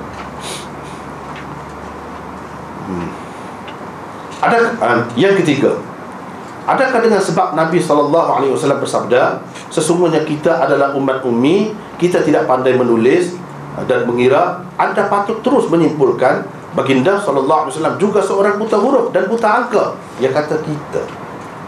Jadi kita tu, adakah daripada perkataan kita itu orang yang simpulkan Rasulullah buta huruf? Jadi kalau begitu bukan Rasulullah saja buta huruf. Dan tidak jelas lagi kalau seseorang tu kata begitu, termasuk dia. Tak jelas. Sesungguhnya kita umat ummi, kita tidak pandai menulis dan mengira. Baiklah, semata-mata kerana baginda menggunakan perkataan kita di dalam hadisnya. Kalau begitu, apabila anda mendengar seorang kaya, saya buat contoh ni, orang kaya, dia cerita apa? Bercerita tentang seorang sahabat dia yang kaya, di hadapan sekumpulan orang yang mana sebilangan kecil daripada mereka terdiri daripada orang-orang miskin dan tidak berada. Katanya, kawan saya tu goyang kaki saja. Lainlah cerita dia. Berapa pendapatan hariannya? 2,000 sekurang-kurangnya. Ini contoh, sebagai contoh saja. Kalau kita buat seperti dia, kalau kita buat seperti dia, kebulurlah jawabnya. Sudah tentulah anda menyimpulkan orang kaya yang bercerita itu sebenarnya miskin seperti kita juga. Kalau kita nak fikir begitu, kerana dia telah menggunakan perkataan kita dalam ceritanya tadi. Padahal orang-orang yang mengerti seni bahasa, ilmu balaghah, tidak pula menyimpulkan begitu. Tak sepatutnya disimpulkan begitu. Justru baginya seseorang yang bercakap itu ada kalanya menggunakan perkataan kita dengan maksud merendahkan diri, menjaga hati orang-orang yang dihadap cakap, menyatakan kemesraannya dengan mereka dan sebagainya. Begitulah juga sepatutnya sebenarnya Rasulullah SAW tadi difahami. Itulah gunanya ada bahasa, iltifat dan sebagainya. Ini mengikut kaedah ilmu balaghah. Kita tidak cakap ikut suka hati begitu saja. Guna kaedah. Kalau guna kaedah nampak. Jadi misalnya kalau Rasulullah SAW kata di sini, kita adalah umat yang buta-buta, tak tahu baca, tak tahu mengira, tak tahu menulis, tak tahu mengira. Jadi Nabi SAW tak kata kita. Kalau kamu, dia kata kamu, dia sebut nama sekian-sekian, malulah depan orang ramai. Malulah, tidak beradab. Rasulullah SAW dia sangat menjaga hati sahabat-sahabat dia. Kalau kamu yang miskin tu, dia sebut nama Ahmad, dolar dan lain-lain, kebulurlah kamu. Takkan Rasulullah kata gitu. Jadi dia kata kita. Macam dia tu sendiri pun termasuk juga. Itu merendah diri. Sepatutnya dia kata kamu, sebab dia tak ada kena-mengena. Macam orang kaya tadi, dia kata kita, dia tak ada kena-mengena. Dia pun kalau orang yang kaki seperti kawan dia tu tak ada jadi masalah kepada dia. Tapi kalau dia kata di situ, kalau kamu Muhammad dolar, kalau buat begitu bulut, macam mana mas perasaan dia depan orang ramai, dalam majlis ramai? Itu orang panggil iltifat. Kaedahnya sepatutnya dia kata kamu, kalau kamu tak boleh begitu, sebab kamu tak pandai menulis, tak pandai baca. Ada sebahagian daripada kita begitu, orangnya nama sekian-sekian depan orang ramai. Sebab ini satu kekurangan. Takkan Rasulullah nak sebut begitu. Tapi kalau dia sebut kita, maksudnya sebahagian daripada kita ni adalah macam tu. Jadi dalam konteks apa? Kena faham pula. Rasulullah kata begitu tu dalam konteks apa? Dia kata begini dalam konteks nak menentukan ibadat puasa tu, bulan puasa Ramadan tu.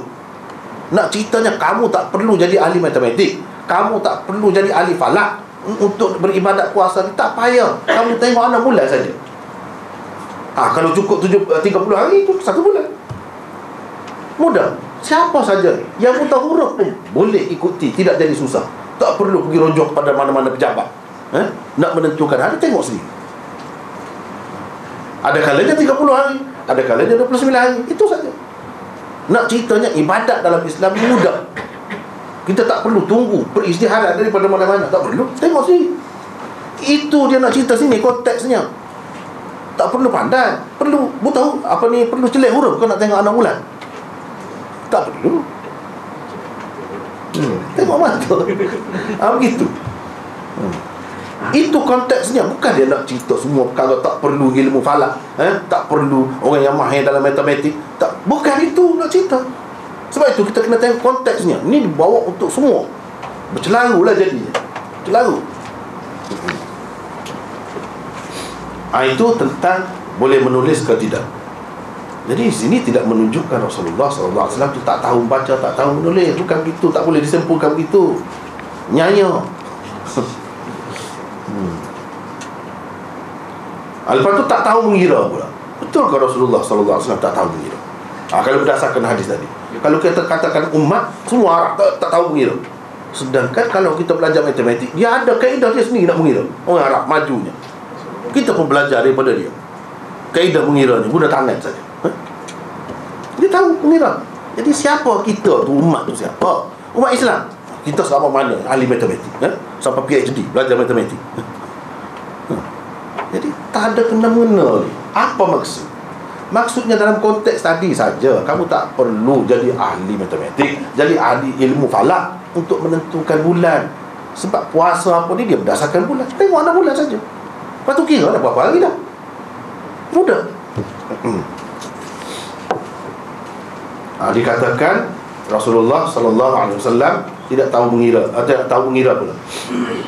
Yang keempat, kalau anda tetap berkeras mengatakan Rasulullah SAW juga termasuk dalam sabdanya itu, Rasulullah SAW juga tidak pandai menulis dan mengira, maka penulis akan berkata, seolah-olahnya anda mengatakan Allah tersilap kerana menurunkan ayat-ayat di bawah ini kepada nabinya yang buta angka. Seolah-olahnya begitulah. Rasulullah tak tahu angka apa. Betul ke begitu?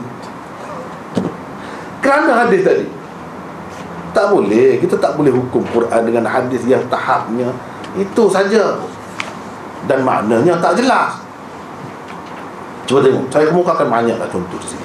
1, 2, 12. Kemudian mengikut kaedah bahasa Arab pula yang paling susah dalam dunia ni. Kalau bab mengira susah. Bahasa dia guna, dia tahu guna. Tak keliru. Di sini gini, di sini gini, di sini gini. Dia tahu.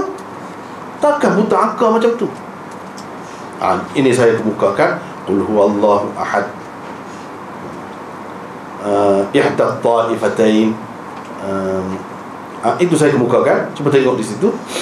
Dia tak sama. Salah takburu 3, tapi salah satu di situ. Fi zulumatin salah di situ, bukan salasa. Padahal 3 juga mana? Tengok halus macam tu. Takkan Rasulullah tak tahu beza ni apa? Kenapa ni macam ni jadi? Padahal 3 juga makna dia. Orang yang belajar bahasa Arab dia tahu. Lebih susah nak banding dengan bahasa lain. Begitu pun Rasulullah SAW dapat faham. Di sini guna begini, di sini guna, tak ada keliru dan tepat.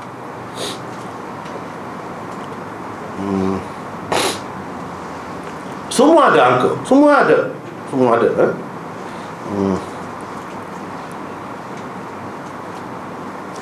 Itu contoh-contoh saja, boleh tengok situ lah. Saya tidak perlu baca semua. Tengok muka surat 59.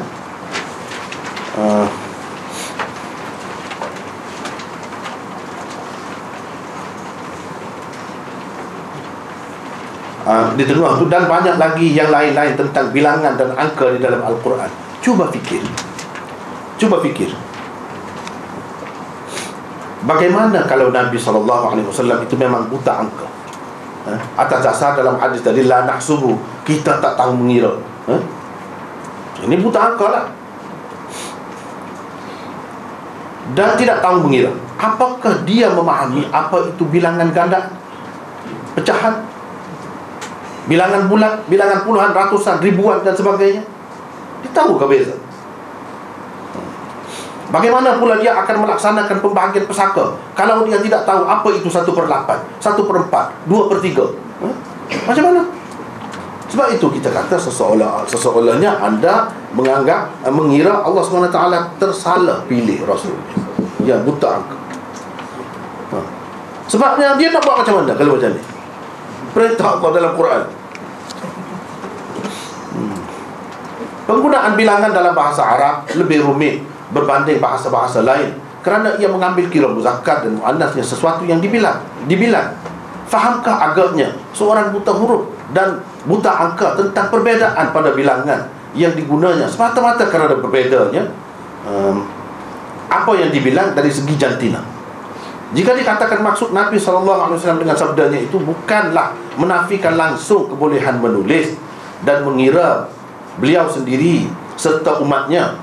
Maksud beliau cuma menafikan kemahiran dan kepakaran dalam tulisan dan matematik sahaja. Kalau begitulah kita kata, jawabnya ialah karut semua itu. Kerana kalau kemahiran dan kepakaranlah yang sebenarnya dinafikan oleh Rasulullah di dalam hadis berkenaan, maka ia tidak khusus lagi dengan beliau, umat Islam dan umat Arab. Kerana bukan Islam dan bukan Arab juga begitu. Bukan semuanya ahli matematik semua, bukan semuanya pandai baca dan pandai menulis. Jadi kenapa ia jadi kita ni, jadi khusus kita? Apa maksud kita?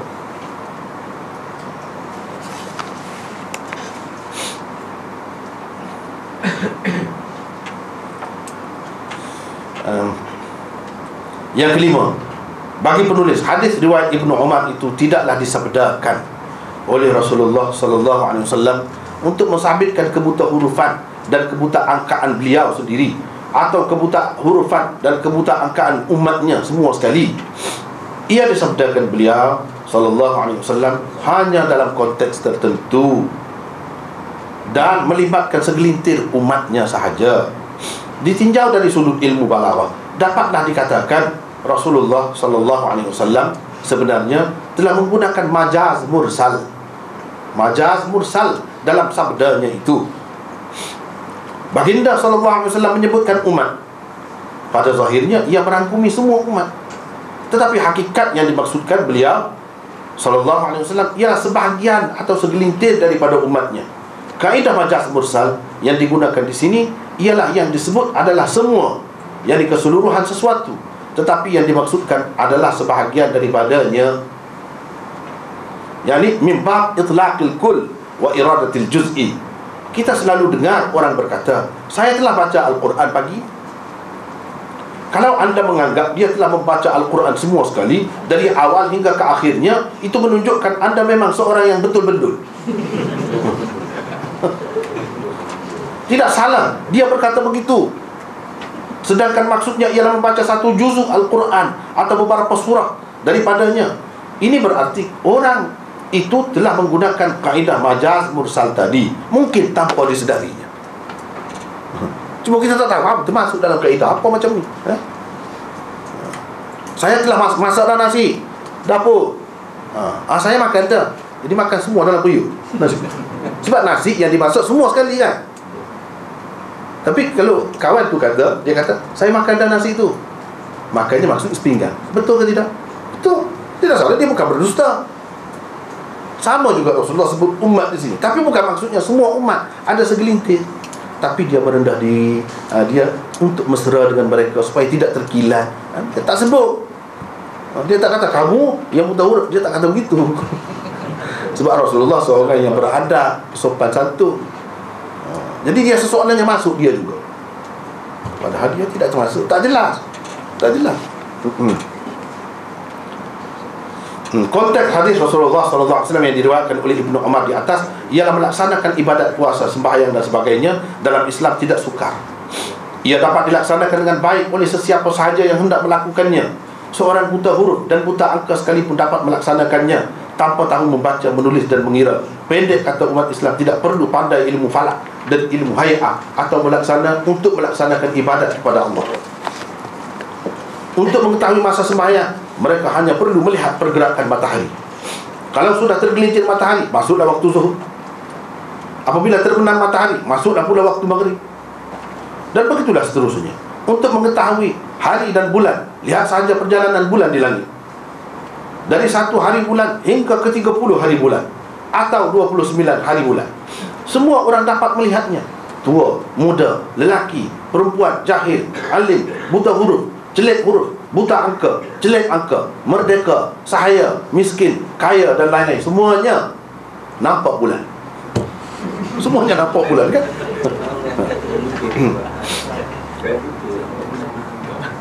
Sebagai contoh, umat Islam wajib berpuasa di bulan Ramadan.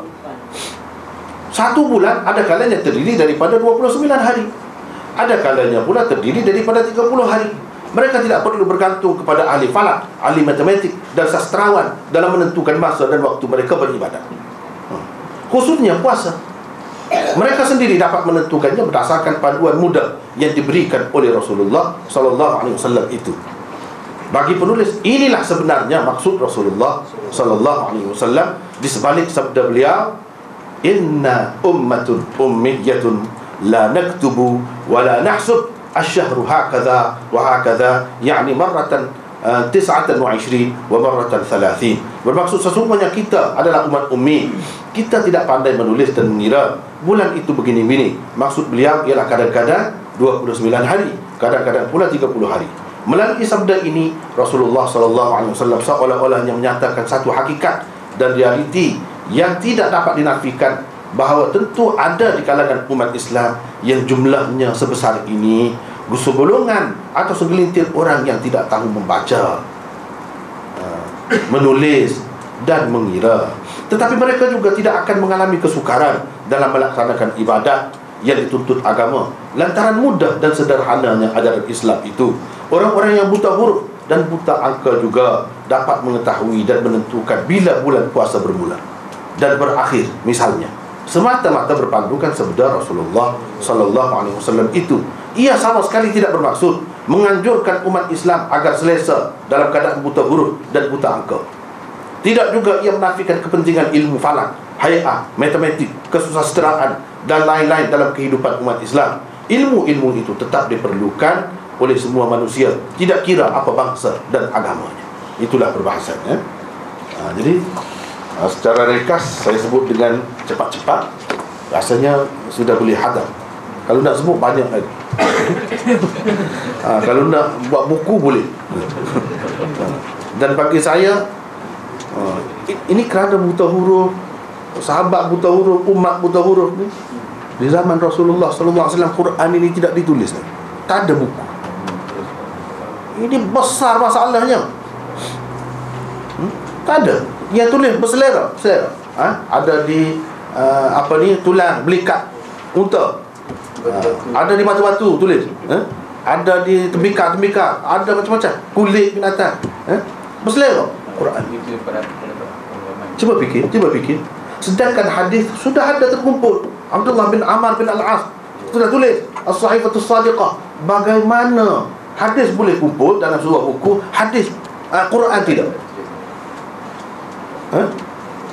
La taktubu anni syai'an siwa al-Quran. Pernah Nabi larang tulis yang lain kecuali Quran. Yang ditulis itu di mana? Kalau kita kata begitu, bermakna sahabat-sahabat ni memang cuai lah, memang tak ikut perintah Rasulullah SAW. Dia melebihkan sesuatu yang lain daripada Al-Quran. Patutkah kita kata begitu?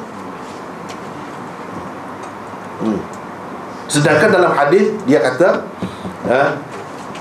Rasulullah SAW naha an yusafara bil Quran ila ardil adu. Rasulullah SAW melarang Al-Quran itu dibawa ke negeri musuh. Al-Quran mana? Mestilah dalam bentuk buku. Takkanlah nak bawa dalam bentuk tulang belulai tadi.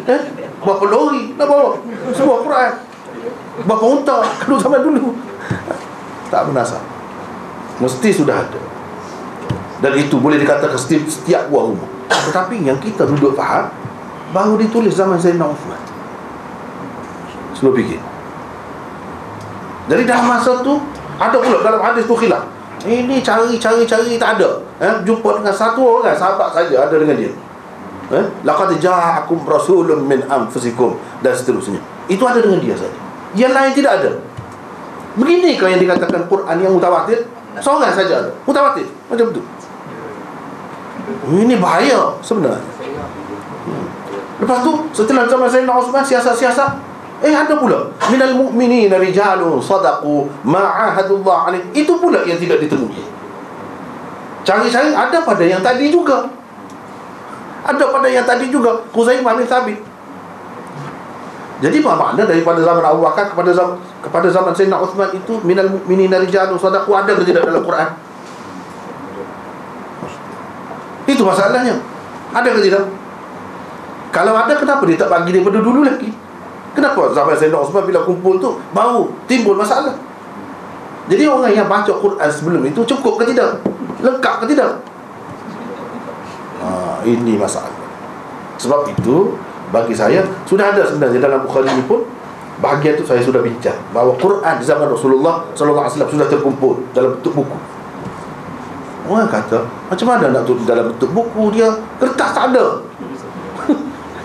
Kertas tak ada. Macam mana nak dibukukan? Dia lupa. Padahal dalam Quran sendiri kata, walau nazzalna 'alaika kitaban fi qirtasin falamasuhu bi aydihim. Mana kalau kami turun dalam kertas, dengan kertas, ada kertas. Qaratis tubduna dalam Quran. Dia lama ada kertas ni ada. Di negeri China. Memang ada di mana-mana pun. Negeri China yang dia Ya, sudah ada. Jadi sebelum Rasulullah. kita kata kertas itu sudah ada. Kalau kertas itu boleh dikumpulkan, hadis boleh tulis dalam kertas, jadi satu buku. Bible pun tulis dalam satu buku, guna kertas. Kenapa orang Islam ni lemah sangat? Tak boleh beli kertas untuk tulis Quran. Itu bukan sifat sahabat. Itu bukan sifat sahabat. Inilah yang kita perlu perbetulkan. Bagi saya banyaklah benda-benda yang tapi orang kata itu ada dalam kitab itu. Macam tadilah, inna ummatul ummiyah itu ada dalam Bukhari, dalam Muslim. Tapi kena faham maksudnya. Jangan ambil sembarangan, itu dia jadi celana. Jadi celana. Cuba fikir, kalau sahabat tu tulis Quran, di mana salah, di mana betul, Nabi boleh tegur kalau dia buta huruf. Yang kita sekarang ni sungguh-sungguh sangat sampai kena dapat permit daripada JAKIM misalnya, kalau tempat kita untuk nak cetak Quran, bukan seperti cetak benda lain. Kenapa kita bersungguh sangat nak jaga tulisan dia? Orang kata Rasam Uthmani. Jadi mana Sayyidina Uthman yang tentukan? Kalau Sayyidina Uthman yang tentukan, kenapa begitu bersungguh kita nak jaga, bukan Rasulullah? Sepatutnya Rasulullah yang ajar begini tulis. Tapi kalau dia buta huruf, dia nak tahu macam mana? Salah tu nak tulis sad lam alif ta marbutah ke sad lam waw ta. Dalam Quran dia waw, kebanyakannya waw. Siapa yang suruh tulis begitu? Kalau kita tukar, salah tak baca sama juga. Kenapa kita jaga sangat? Kenapa? Sebenarnya ini adalah mukjizat Allah nak jaga Quran. Tak boleh pindah. Memang macam itu. Sebab ini bermula daripada Rasulullah SAW sendiri, bukan sahabat. Kalau sahabat, nak kata zaman sahabat, yang ada hari ini orang baiki juga. Bukan seperti zaman Sayyidina Uthman tu. Zaman Sayyidina Uthman tidak ada huruf, tidak ada titik, tidak ada baris, semua tidak ada. Yang ada sekarang ni siapa pindah? Boleh pindah tu pula. Rasam Uthman ni kau macam tu. Ini masalah. Itu kita kena bincang lain kali lah kan. Masa pun tidak mengizinkan. Jadi hanya sekadar itulah dulu. Itu hari ini wallahu a'lam.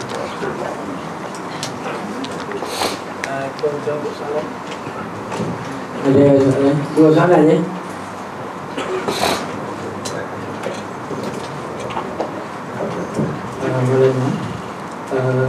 Saya dah berhenti dah penjelasan tu dah betul. Cuma kalau orang tanya soalan masa perjanjian Hudaibiyah tu, Ali dikatakan tulis surat. Lepas tu Nabi pun tanya mana yang tulis Muhammad Rasulullah. Nabi padamkan macam mana? Di situlah yang saya sebut tadi, Hafiz Ibn Hajar kata Rasulullah boleh menulis. Di situlah dia bahas panjang bahawa Rasulullah boleh menulis. Kalau tidak, dia boleh sapu. Dia nak tahu dia nak sapu mana. Kalau tidak, nama dia pun dia tak tahu. Daripada situlah kita tahu dia boleh menulis dan boleh membaca.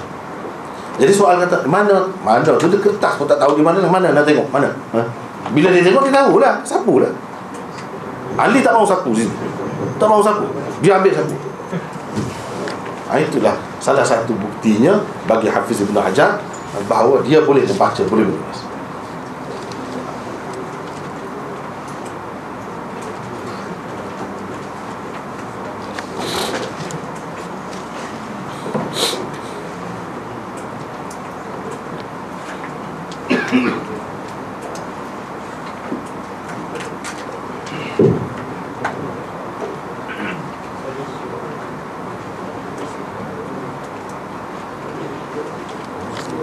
Ini panjang semua ni.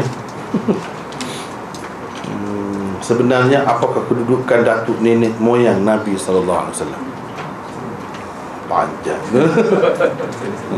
Ini ialah sebahagian daripada mereka itu telah melalui zaman syirik Sebahagiannya berada di zaman fatrah. Yang berada di zaman fatrah tu dia tidak terikat banyak sangat dengan syariat-syariat. Jadi Allah SWT kita kira dia diterima lah, dan bukan ahli neraka secara ringkas lah, secara ringkas. Apakah mereka orang-orang kafir atau pengikut agama Hanif? Macam-macam lah, bercampur-campur. Ada yang mengikut agama Hanif, ada yang ahli fatrah, ada yang syirik, ada. Saya ada terdengar ada seorang ustaz yang menyatakan bahawa tidak salah untuk berubat dengan bomoh yang berkhadam dengan jin. Benarkah hal ini? Yang kedua, bolehkah kita membunuh jin-jin yang menzalimi manusia? Adakah ada dalil yang kukuh? Bagi saya masih boleh lagi. Tapi ialah dia risiko banyak lah. Risikonya besar. Jadi bomoh jin-jin ini dia makhluk Allah SWT. Makhluk Allah SWT. Supaya kita kalau dengan anggapan begini tidak salah. Kita anggap dia kenal. Kita sama manusia pun, dia kenal orang ni. Orang ni orang ada kedudukannya. Kita minta tolong dengan dia, dia minta tolong. Boleh. Sekadar itu saja. Cumanya jin-jin ni kita tak nampak. Tapi bagi orang yang beramal, amalan dia tu dia nampak, dia boleh bubuh. Jadi misalnya dia guna ilmu dia boleh tahu. Dalam tanah dia tak nampak bomoh tu, tapi jin dia nampak. Tanah tu macam cermin saja, macam sebelah saja. Kita tengok cermin sebelah sana nampak. Jadi jin tu dah cerita kat dia. Cuma masalahnya dia nak bersahabat dengan jin itu, nak jadikan jin tu sebagai khadam tu. Apa cara yang dia lalui? Itu masalah. Itu masalah. Kalau sekadar bersahabat dengan jin, biasa. Ulama-ulama dulu pun ada. Tidak salah. Kita bersahabat dengan satu makhluk lain, dia pun mukallaf juga. Kalau yang Islam, yang baik, tidak salah. Cuma kebanyakan orang ni tak perlulah, sebab dia boleh bertukar kadar begini. Boleh jadi gila kita. Tapi kalau orang yang ahli dia, tak kisah. Sekadar itu. Tapi kalau kita sampai puja dia, itulah yang rosaknya. Dan kita ikut cara dia, arahan dia, itu yang rosak. Dan bila dia bersahabat dengan kita, dia sudah masuk dalam keluarga kita, dia masuk dalam tubuh kita, sudah jadi biasa.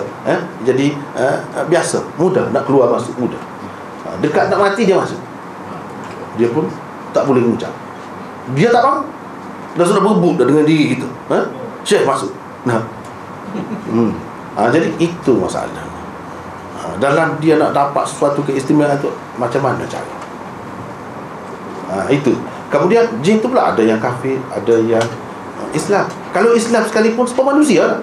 Manusia ada yang baik, ada yang tidak baik. Ada yang dulu baik, lepas tu dia berubah fikiran, dia terasuk, dia tergoda, dia tengok isteri kita, kita tak ada. Dia duduk sekali dengan isteri kita, tengok macam mana. Nah, risiko. Baik tak payah. Majukan perubatan. Majukan perubatan. Tapi jangan dinafikan. Kadang-kadang kita perlu guna itu. Sebab rawatan cara fizikal biasa ni tak dapat. Kesan pun tak dapat. Usah kena bubat. Tapi bagi orang-orang yang ahli, dia boleh bunuh. Macam-macam. Boleh bunuh. Kalau yang zalim, boleh bunuh. Boleh. Tidak salah. Cumanya kadang-kadang tu kalau kita tak cukup peralatannya, kita bunuh dia mari serang kita pula. Letih kita. Sebab kita tak nampak dia. Kalau orang kita nampak, kita boleh berlindung di balik tiang ke apa ni, kita nak buat macam mana? Itu masalahnya. Jadi nak bunuh-bunuh pun kena ada persediaan juga. Ada kan yang bomoh dia kerak lidah lah, macam-macam ni juga. Kemudian dia baca ayat tu jadi abu. Memang boleh. Dia kalau musuh, bukan manusia saja, jin pun kalau kita dapat melawan dia dan kita dapat bunuh dia, tidak salah. Man qutila duna malihi fahuwa syahid. Man qutila duna ahlihi fahuwa syahid. Man qutila duna irdihi fahuwa syahid. Orang yang mati kerana mempertahankan harta bendanya. Orang nak bagi ceroboh, dia mati syahid. Kalau dia bunuh pun dia tidak salah. Orang yang mati kerana mempertahankan ahli keluarga, dia mati syahid. Orang yang mati kerana mempertahankan maruahnya, dia mati salib. Jadi begitu juga, ini tak ceroboh kita. Kita ada senjata, boleh bunuh dia dengan cara tidak salah. Sebab dia bagi ceroboh kita, dia ganggu masyarakat kita. Gitulah lebih kurangnya. Wallahualam. Ya. Apa ni saya terbaca ni lah satu tulisan oleh Ustaz Husni dalam majalah Sukusi. Satu hadis mengenai rahsia seekor unta, kelebihan unta. Ini saya telah terbaca satu kritik oleh orang Kristian tentang hadis ini, dan saya tak dapat jawapan lah daripada sesiapa pun. Hadis itu bunyi begini. Anas bin Malik meriwayatkan sesuatu yang unik mengenai unta. Pada suatu hari datang sekumpulan manusia dari daerah Ukal